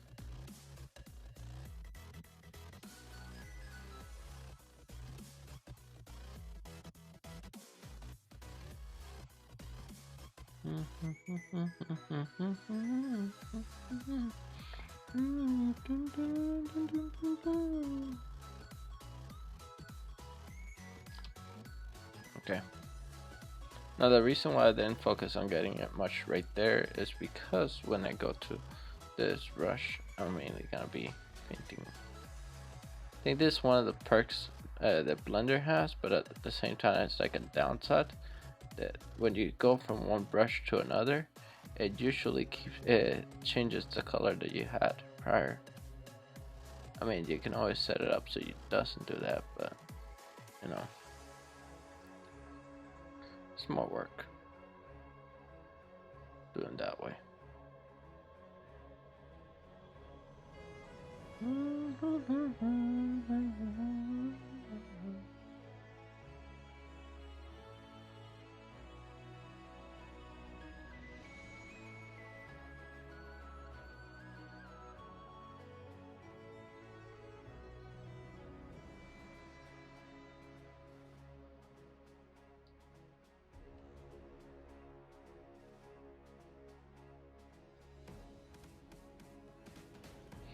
Alright, that takes care of that. 2 more frames down, well, 1 more frame down. Okay, let's go to the paint bucket tool again.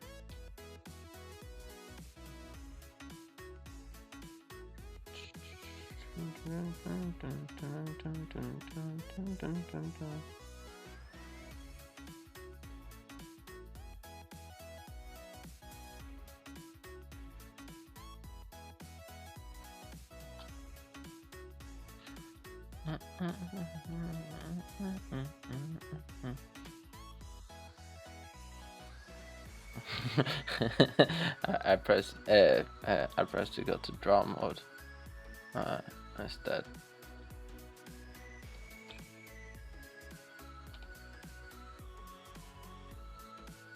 Pressing D.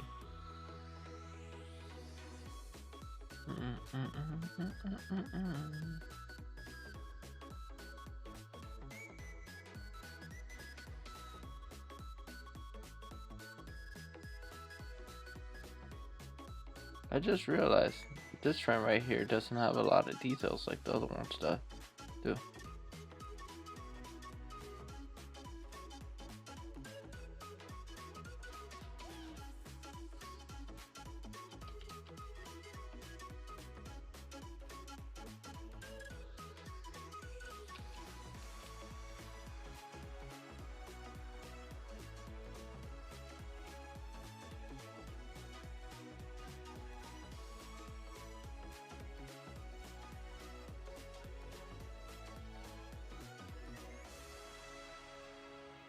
See? Meaning that this, the Flamingo one, is missing some lines here.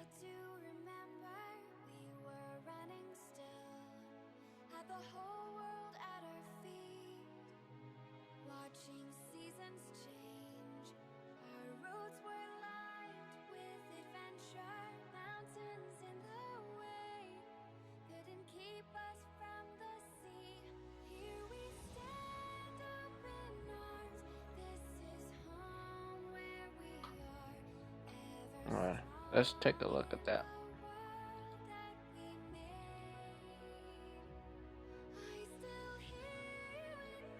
Now, in the in the bigger sense of things, we could technically bring the frames closer, like doing this, making sure both of them are not locked,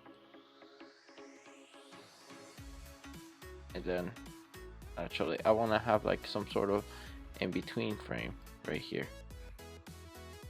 so it makes it even more smoother overall. So let's take away that. Let's duplicate, Shift D. I'm pretty sure that is, nope, not that one. I want to duplicate the lines, not the color. So duplicate the lines, then erase some of the lines right here. You see how it keeps on wiggling around? That's because of the noise.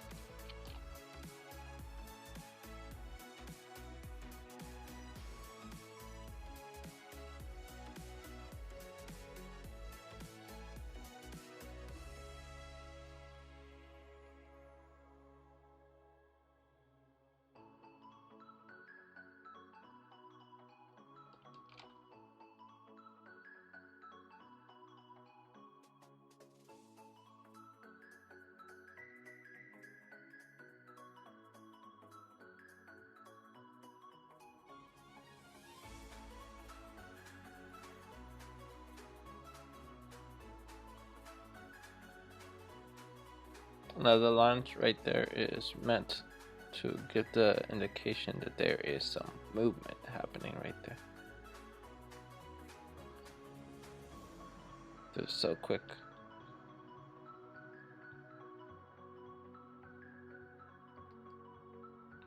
Then this will go like that.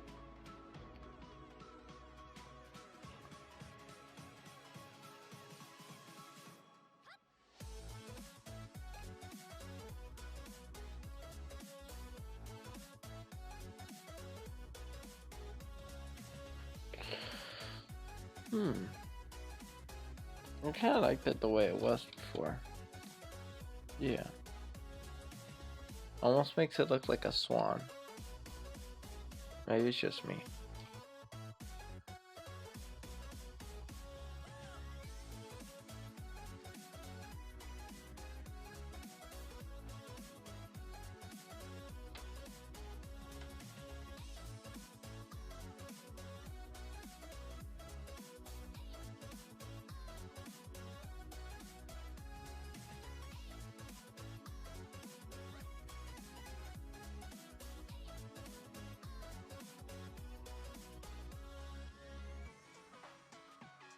I want this one to happen kind of quick.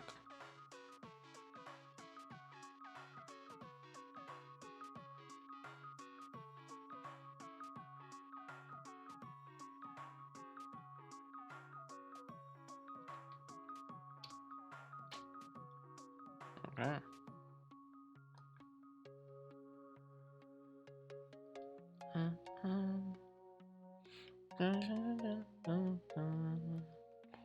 Now that I selected the color, I go back to draw mode, paint, that, and make sure it's visible. Last thing I want is to try painting well, not seeing whatever the colors I'm putting down.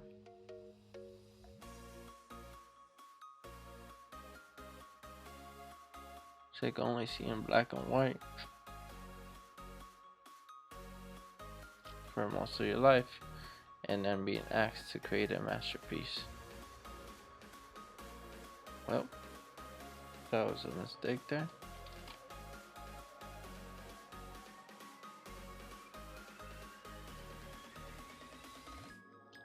Ooh, nope. No wonder it was getting darker. It was still under the same brush settings as everything.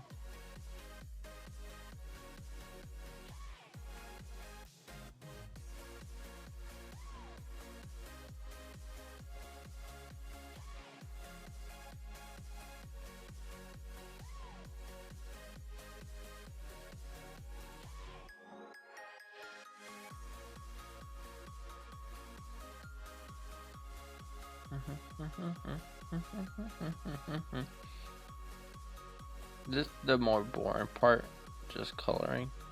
I always thought that this was the more relaxing part of an animation, because you're not focusing on anything else other than this.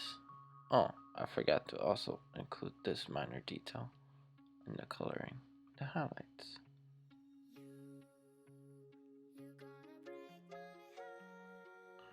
This was gonna give it a nice pop to each flamingo.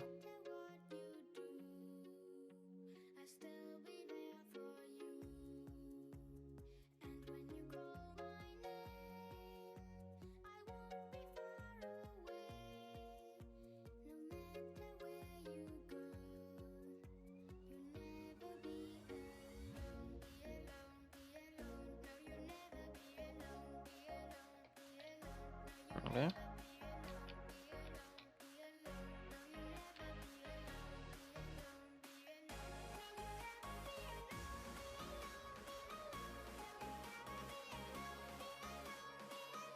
Wait, was I coloring in the wrong layer?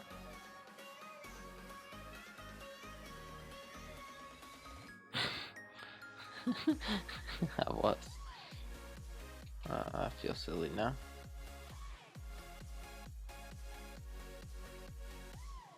I bet someone probably thought about it if they kept on watching my videos. They all pointed it out. They were like, "Hey, you're coloring in the wrong area or the wrong layer."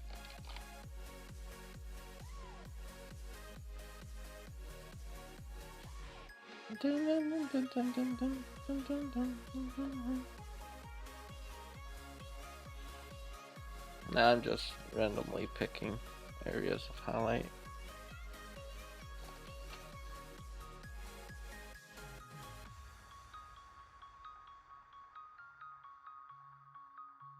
A good way to figure out.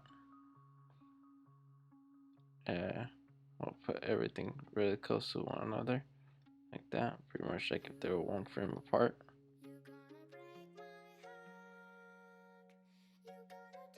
So then you know which one's needed. And this way you can easily cycle through the frames to see what needed darkening and what didn't.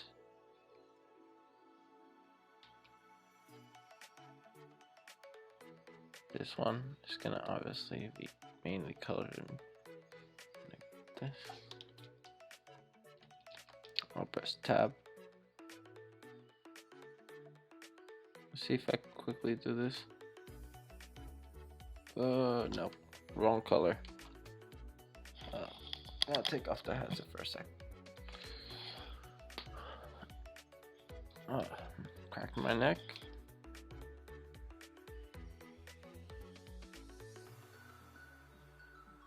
Trying to do this as quickly as possible. So, sadly, that means more vertices for this one flamingo, but that's okay.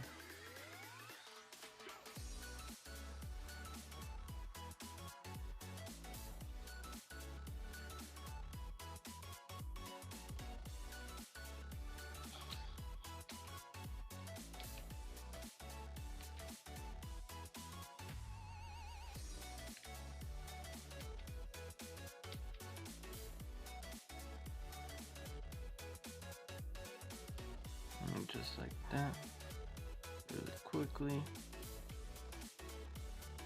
Get this entire area.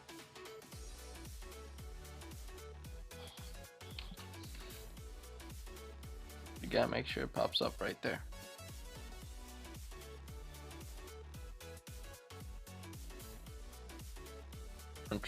After I get to the coloring section, for some odd reason I do treat it like a coloring area, even though I know that everything is technically vertices and information like that.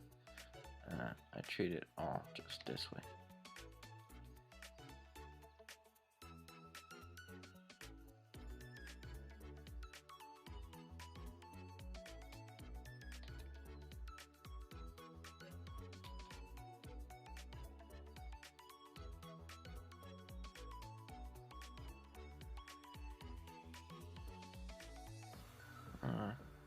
It seems like it worked.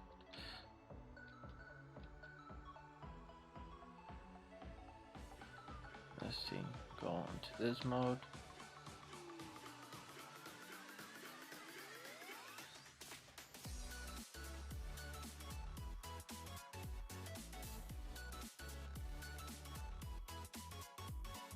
Sometimes whenever you're seeing the in-betweens, you don't see the big picture, like the final result. So it's always good to see the render version of it, so you get a good idea what you may have missed out on.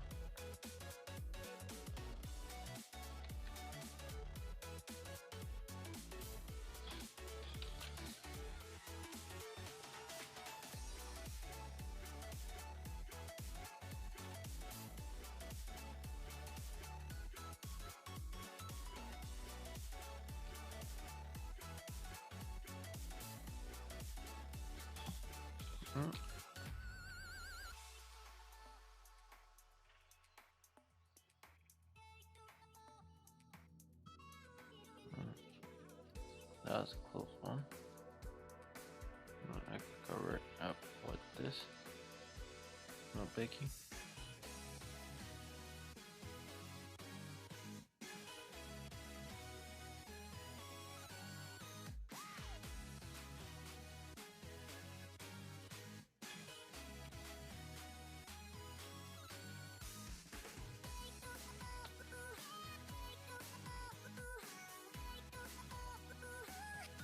See, from that to this, it almost seems like the neck got like 20 times thicker. So, sculpt mode. Let's see, it should be sculpting both of them.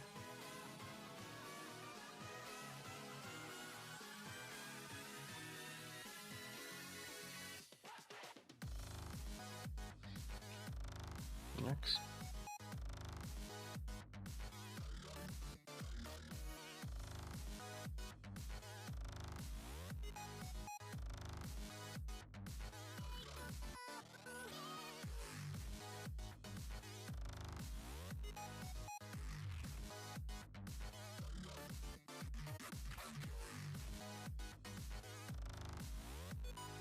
Seems like in this one, it almost looks like it's a rooster. It's a what's it called?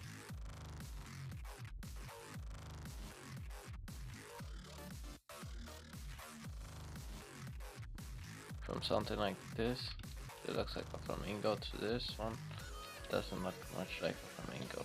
Well, it does look like a flamingo, but it's like slightly altered too much. It's like an extreme frame or something like that.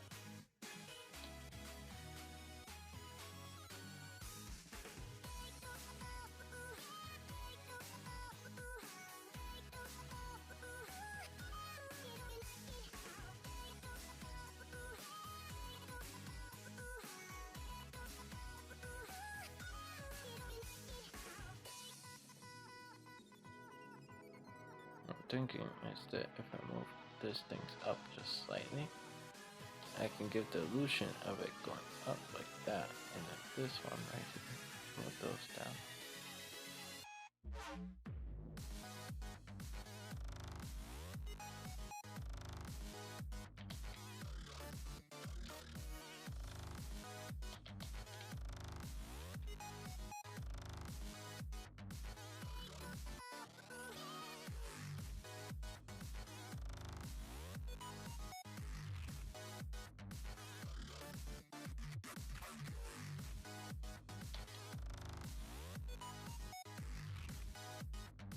Alright, that looks a lot better.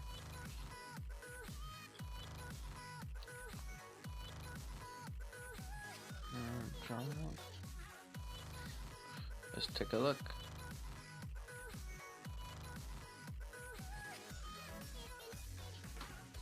Now, in real life, that's gonna actually move a lot faster, and it's gonna be such a minor detail that most people won't even notice the work that went into it. Which is kind of the sad part of animating. It's like most of the time you don't realize how much detail goes into just even the smallest of things. Like this one has like a starts off like this, and then it goes to that. See, like it takes a while. Now, coloring time for this other one. It's gonna be a little bit easier because it's just let's see, 4 frames, right? 4 frames. This one's the same one as it ends at, so that should be way easier. Let me hide this. Unhide this one's.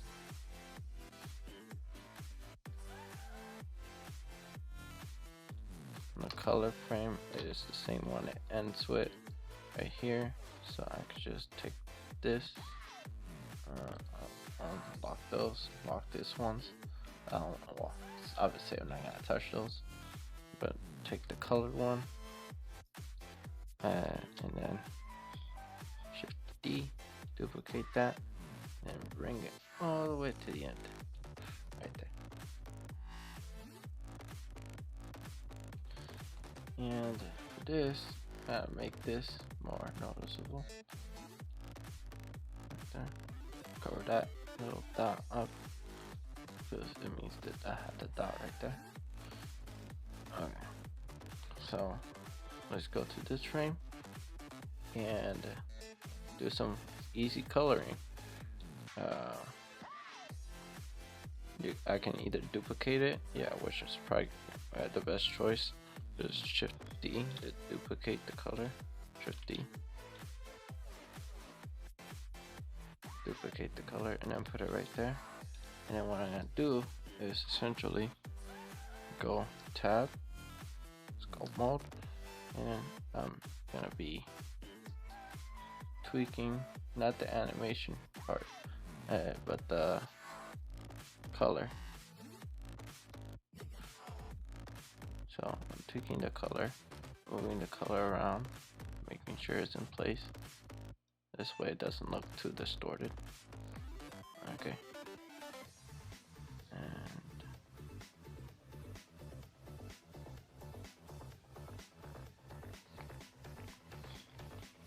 tab, draw mode.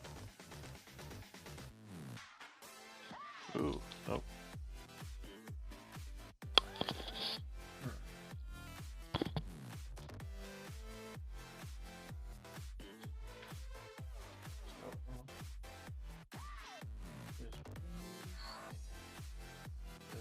I don't want the color to overflow.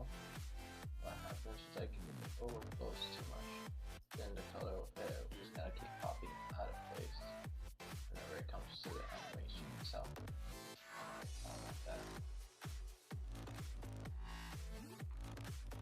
Everything looks fine here. Anything there. I don't like that. Oh, nope. Sure, I have the right brush.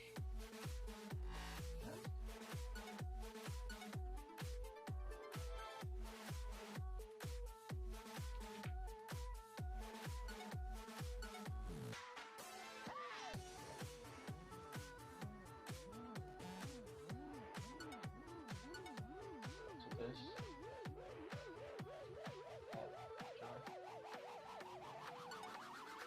This pink looks fine. This just right there.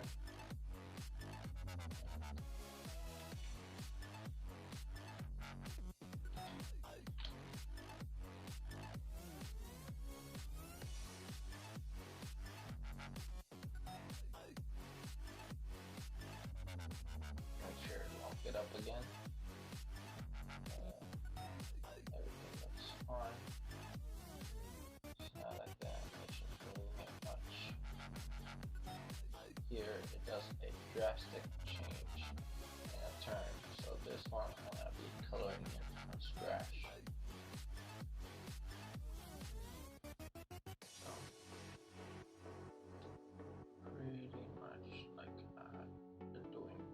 to this.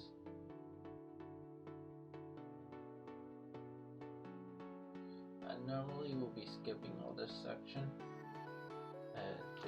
for your convenience out there, but there's some people that do like the idea of what's it called, of seeing the process getting done. So I thought to myself, if there's enough people that like the process, then I should do it. And there's enough people that want to learn from the process, so then I should do that for them too.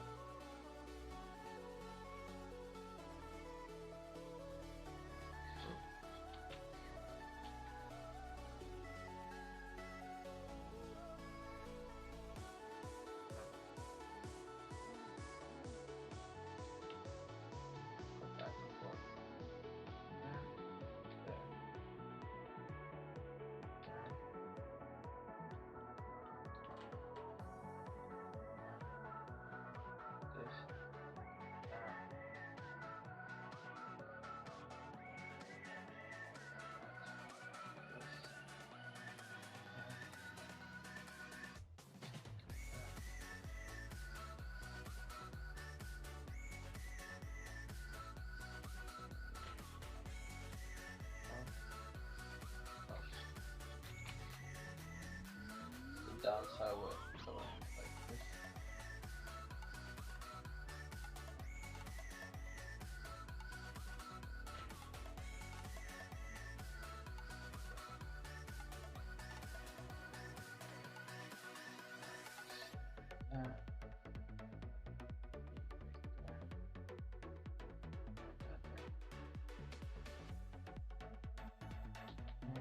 This.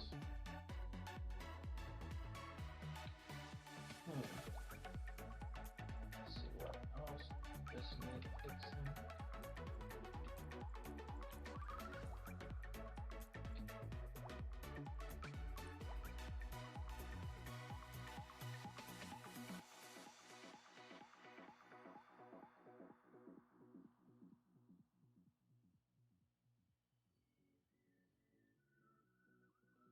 Less details go to the ones furthest behind, so that's why this one has less details, and some of it is just really simple. It's gonna be even less detailed than the first one.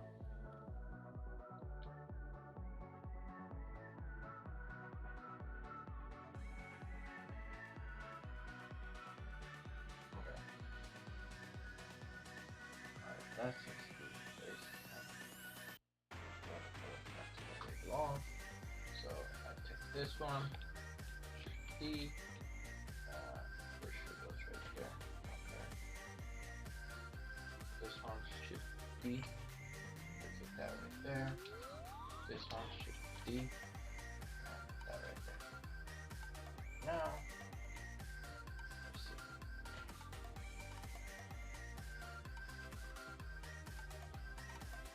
There's a section where it's like white, isn't it? I saw an area that was white. Is it that one? I think that was it. Right there. I'll color this one. Oh, purple. Alright. For pink, this is where we start tweaking some of the things, minor things, fixing up here and there, and ends back where it started. Alright, let's put everything back to where it was, bring all the colors back, make sure that I get out of draw mode, go into object mode this time, and I think I'm almost done.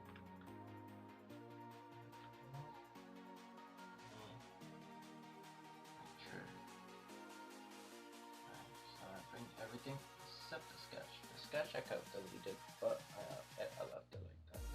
Okay, so I have everything. And then for the leaves, they're gonna be obviously and they already got their own animation of them waving back and forth just very slightly. I guess. Although you can barely see it. It's not that noticeable. That's okay. I guess for the leaves, I should have done it in a different layer, so maybe. Alright.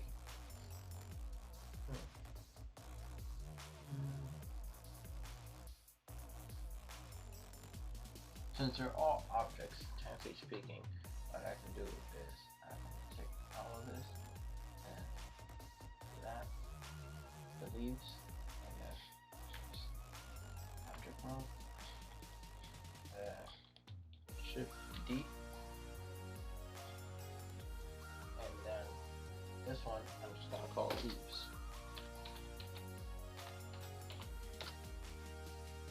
And this one I have a little bit slightly forward. So I don't think I need to do that. Actually. So then what I do is I go to everything and delete it except the leaves.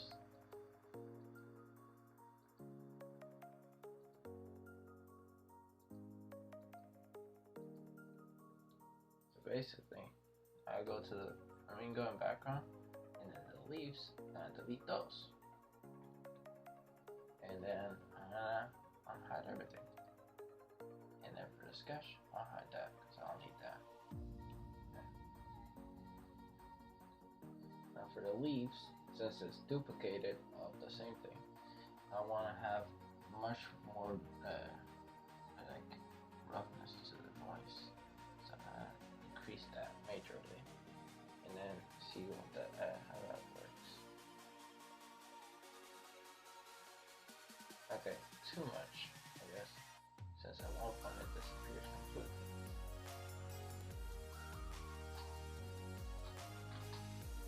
Probably the best thing to do is press G.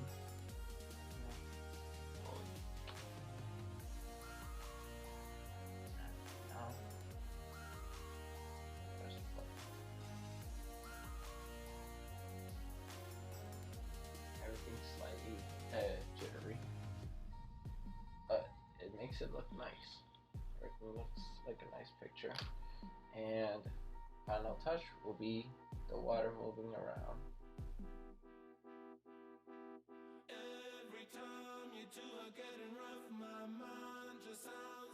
Because everything jitters, if I do edit this animation, you will notice that it jitters faster at some points, and at some other points it doesn't.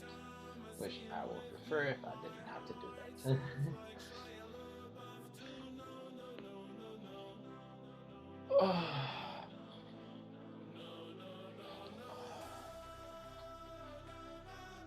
So I thought this might take me 3 hours, but so far it's only taken me 2.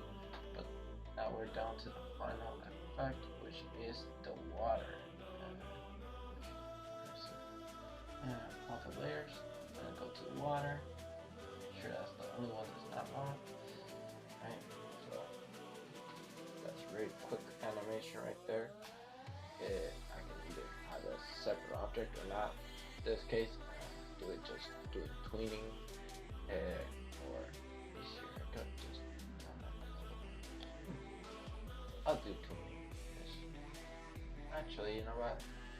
Separated object. I kind of like that did with the leaves to be a lot faster. So, Shift D. Right there. Everything.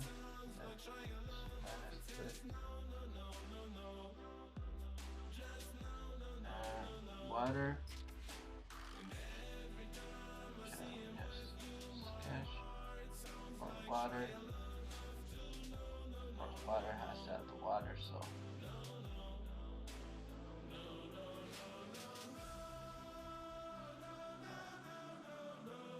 And then this one, I'm gonna take away the flow water and the water. So something like that. So basically, the way it's set up right now. Actually, you know what? I have to do the tweening because by doing it like that, I'll have to also separate the first flamingo. And I'd rather not do that.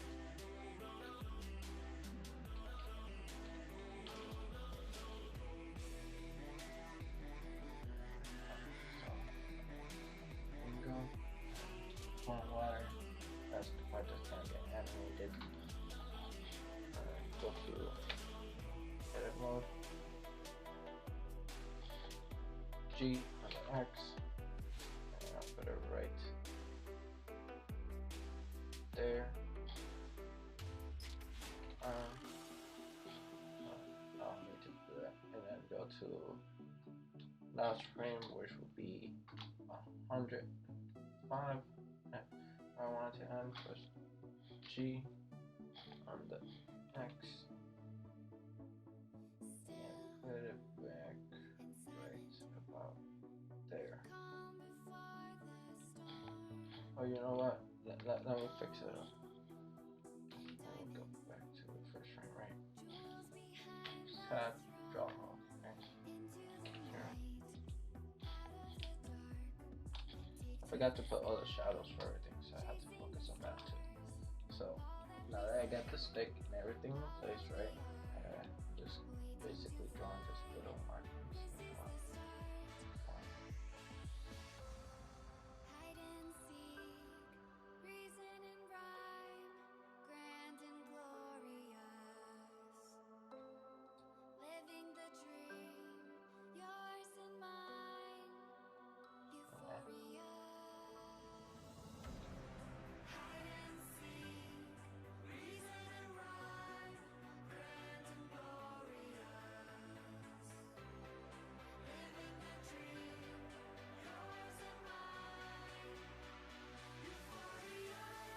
So the stick is gonna go by, and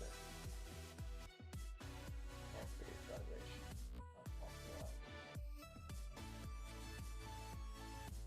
Yeah.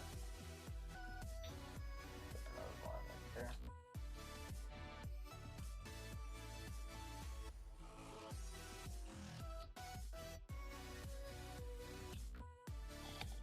It makes it look like it's going up, but actually it's going around straight. Yeah, that works. Okay. So take all this, go to frame 150 or 105 on this. Press Tab, edit mode, A, G, X, and then move it and all the way up to here. So water looks like it's flowing really slow. And then I press R. I don't need to press anything. And then I go somewhere between. And then interpolate. And then I go to sequence. But this one I'm gonna do in every 2 frames. Every 3 frames. Every 3 frames. And I go sequence. And I press tab. Object mode. The way it looks right now, it should look like if the water's flowing kind of slow.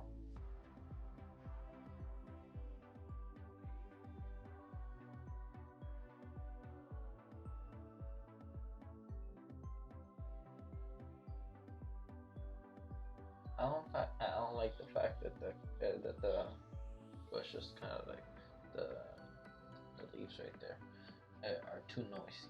So leaves, and I have to edit. Make sure it's not too noisy.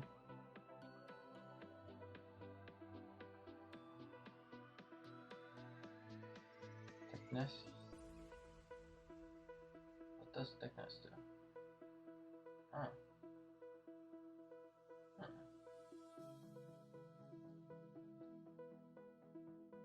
Maybe if I don't change much the position, but I change the thickness a lot. Could help. Okay. It might give the illusion of it moving. Oh, that's the position right there. Okay. So I don't want the position to move at all. Center. Why did it disappear that one?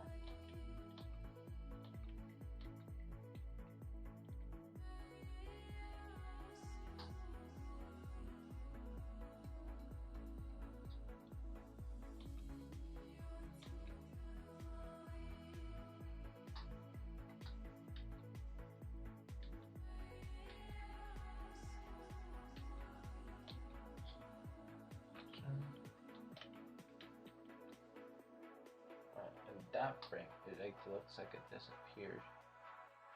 Why? Why does it do that?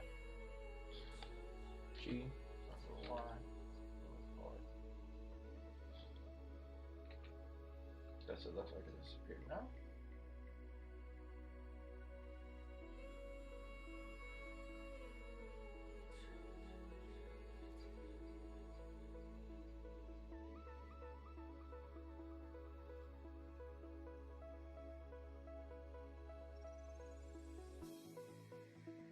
Yeah, now that feels more like it.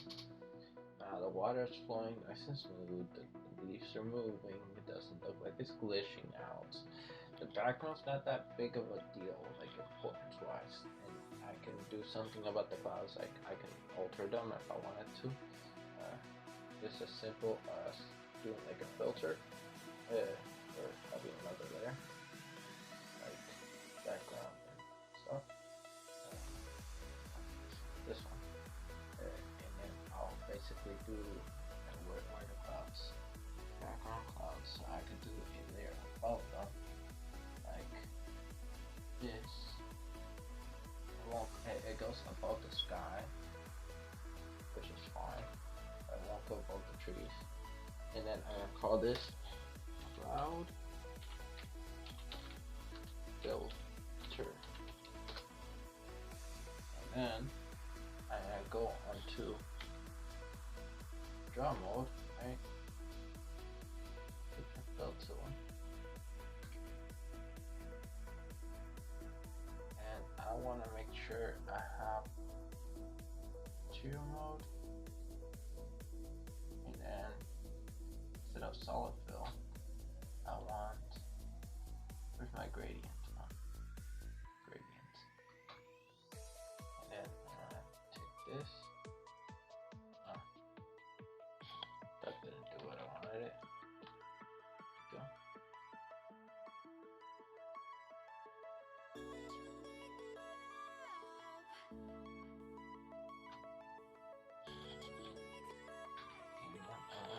After I do that, I'm gonna go to sculpt mode and just sculpt it downwards. Make sure that's the only one that's not locked.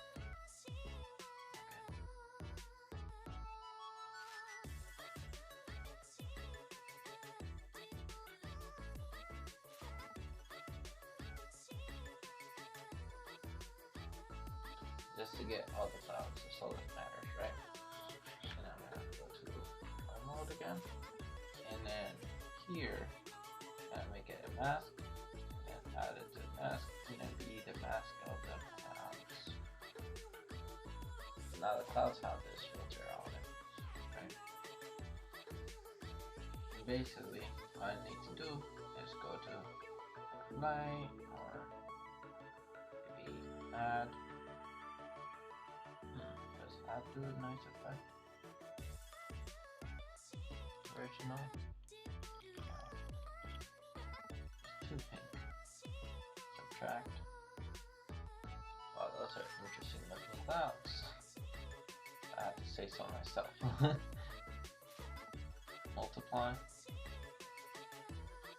Seems like too much. Those look like storm clouds. At least they keep the focus away from everything. It's just fine. But does this one do? It's like a subtle. It doesn't do much. Okay. I like it, but I don't like it at the same time. Okay. So what I'm gonna do, I'm still in frame one, right? So I need to do a quick selection. So fill this area.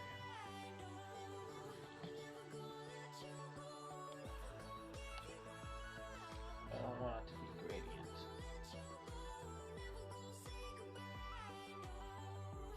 I do want it to be gradient, but I want another gradient, so I guess I'll have to create another gradient just for this.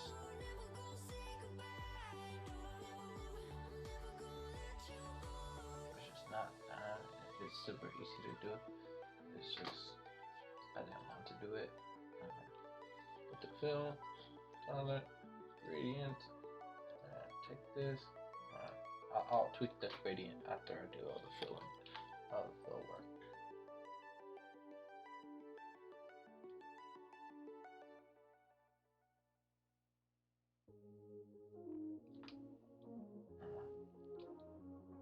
Let's see.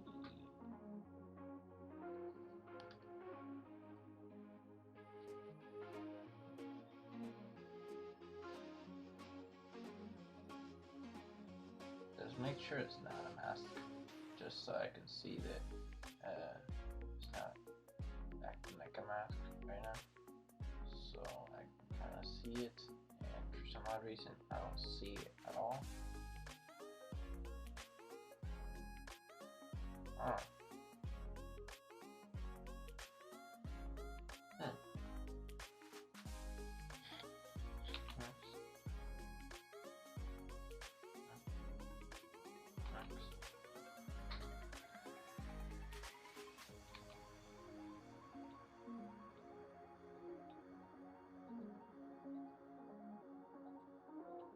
That was weird. Shift, click. Here's the mask. Ooh, that gives a nice. Oh yeah, I definitely like that. That was supposed to be meant for the clouds. And how can I have that be just for the clouds? It would just obviously be the mask. And kind of like the sky too. Sky. But I don't want it to be that strong. Maybe something slightly less strong. Oh yeah. Like a nice sunset. It's like a very bright sunset. Definitely like that. Now the clouds look a lot better. I mainly wanted it the master cloud filter, but I'm gonna have it overall sky filter. Sky filter. So I have a filter for the sky essentially, and that. What else? I wanted to add some extra stuff to the things that are flowing through the river, but whatever, it doesn't matter. Let's take this little thing, the little shadow, and then add it to all of the flamingos, which is very simple. I'm pretty sure it's under reflection and shadow.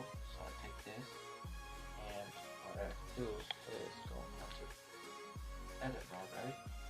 Press A, Shift D, duplicate it, and just put it right there.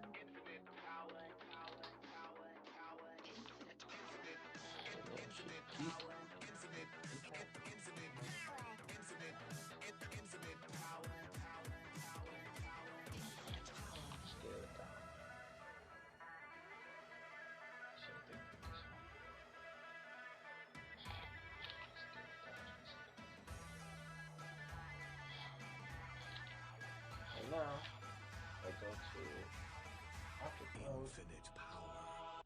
There you go. Flamingos, water, everything. And I press play to the animation.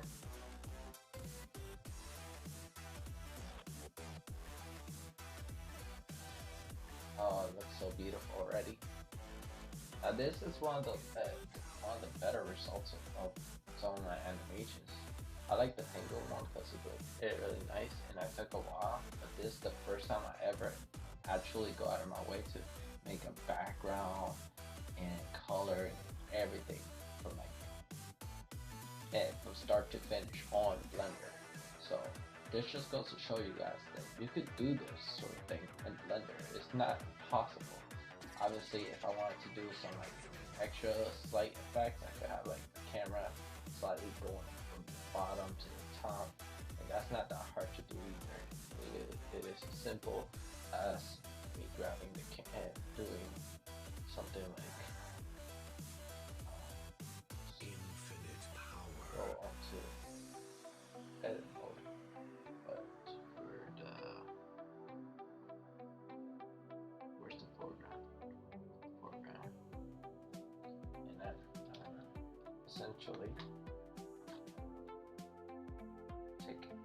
this part from the corner, alright?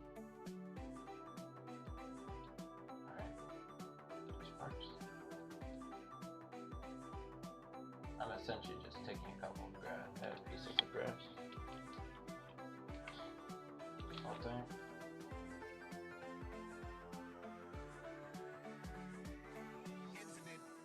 Infinite power, infinite power, infinite power. Just see. So that they don't rolls. That'll indicate it hit. Infinite power. I'm taking just a couple pieces of grass, right?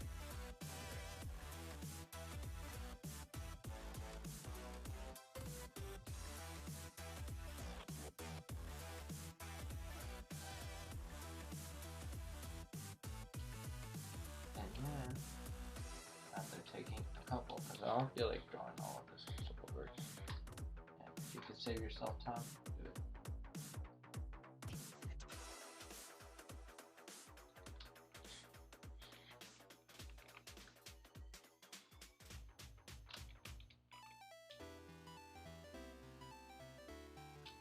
Press L, Shift D, pull it down, like this.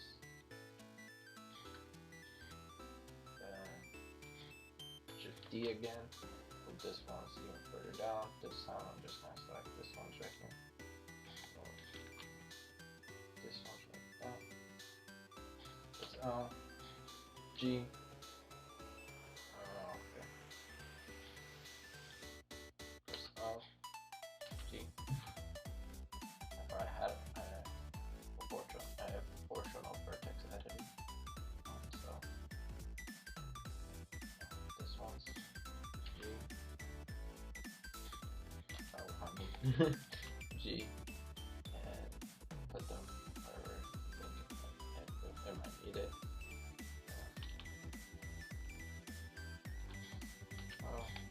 Okay.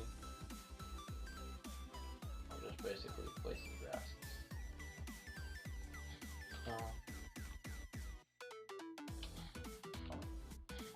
G. There.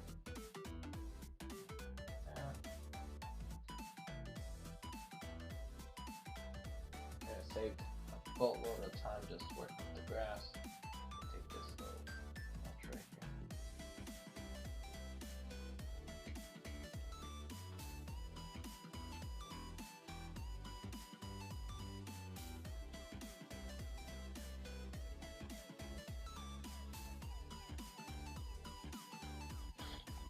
Draw. Shift D. Put those over here. Shift D. There.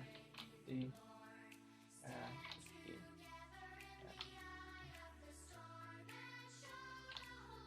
I guess essentially duplicating it, rotating it.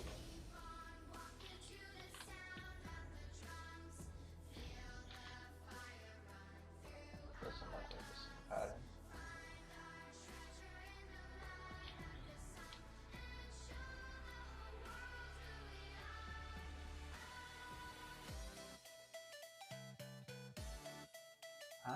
What am I selecting from that?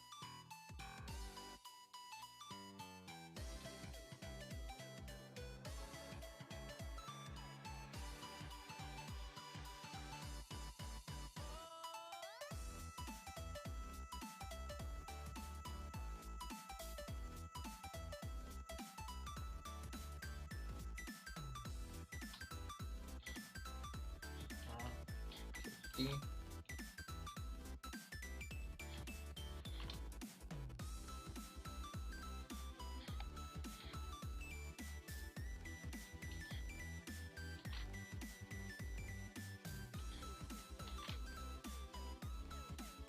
Now the reason why I'm doing this area right here, this.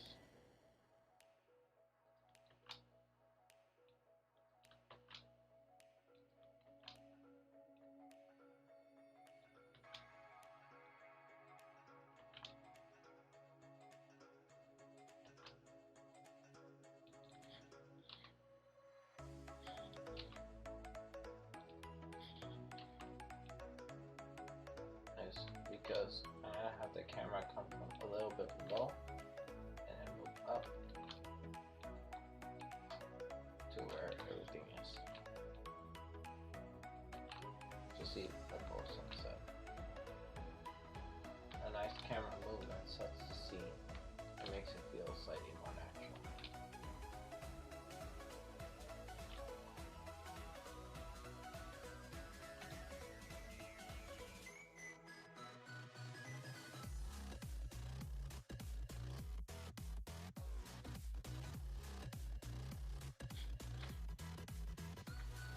Another thing that I noticed is that there is way too many little small amounts of what's it called? Like this color was. No, that's not those.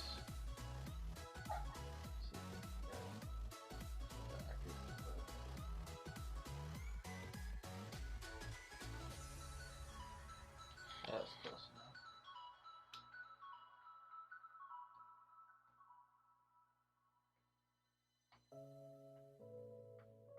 By giving it and doing this sort of thing, it gives it like some variation. It doesn't look like it got duplicated a bunch of times.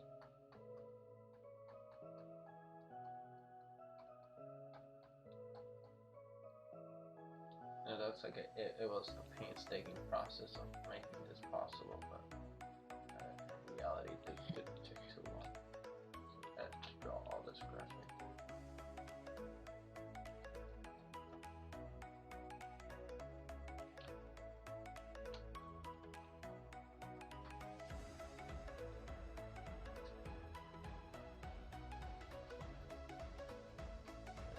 This grass it was about the same color as the ground, so then select nice variation, grass through that, like it's about the same color, and then slightly brighter, nice variation.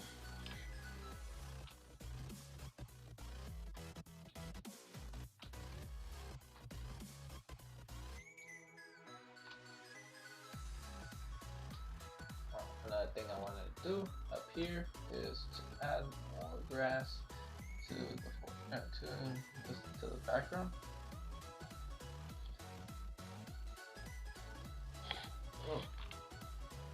Oh shoot! I just noticed something. All of this grass I did in the foreground, but I did it all in the wrong layer. So, I was gonna have like an animation, wouldn't it?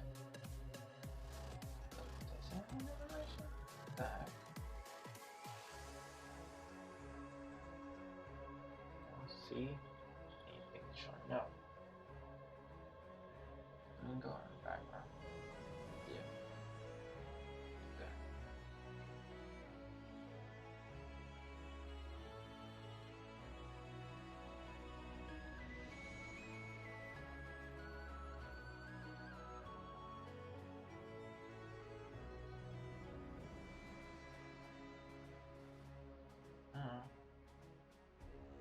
Looks like it has a bunch of grass.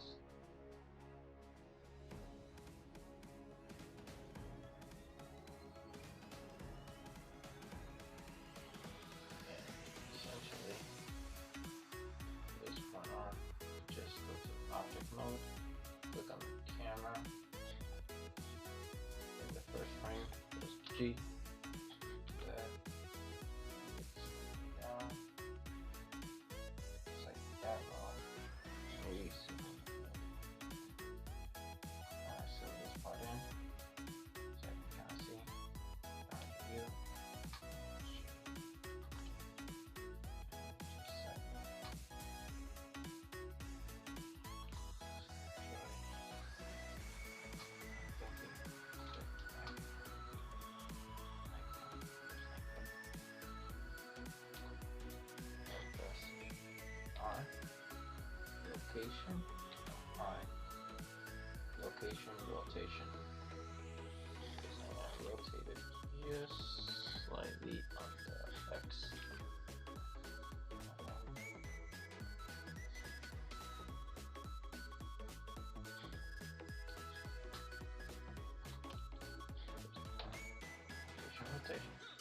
then by the 10th frame or something like that, just G and bring it back to the way it was. Just a little way up here now. And then rotate on the x-axis.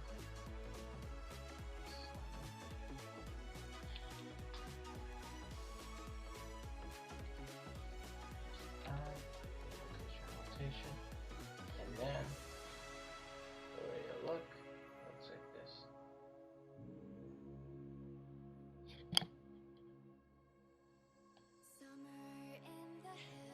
Maybe I can have all the animation for everything for the main what's it called? For everything except the camera I can move first, and then all the animations for everything could be moved afterwards. How would I be able to do that? Let's see. If I go to this objects, right? Strokes.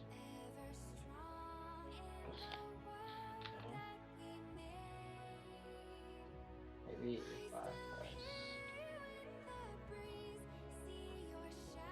if I go from here all the way to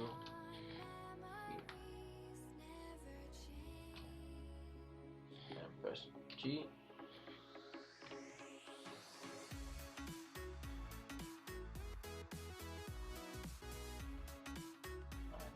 make sure to unlock everything.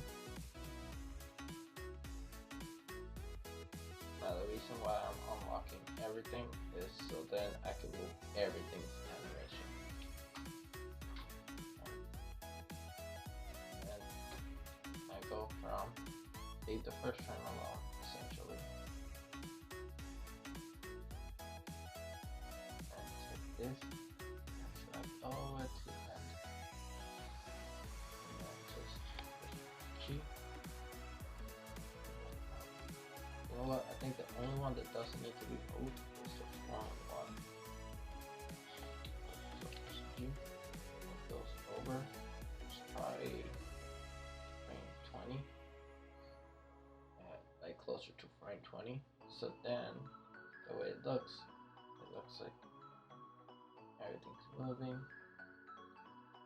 but the main flamingo looks at you around the time that the camera kind of stops.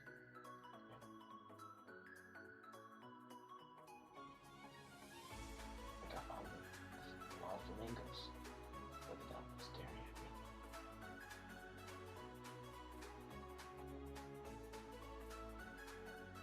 And the best thing is that since I got the flamingo and everything, that I can have the animation kind of loop in a sense, because if I just bring everything at the end, well, if I just bring the stick all the way to the end and everything, and then have more lines essentially that start off the same way that they started, the way it would look is that I will do some sort of blend at the end of the animation, and it will look like it's just looping, you know. You're just looking back and forth at that flamingos and flamingo looking back at you. But anyways, this is it for today's animation and the overall animation.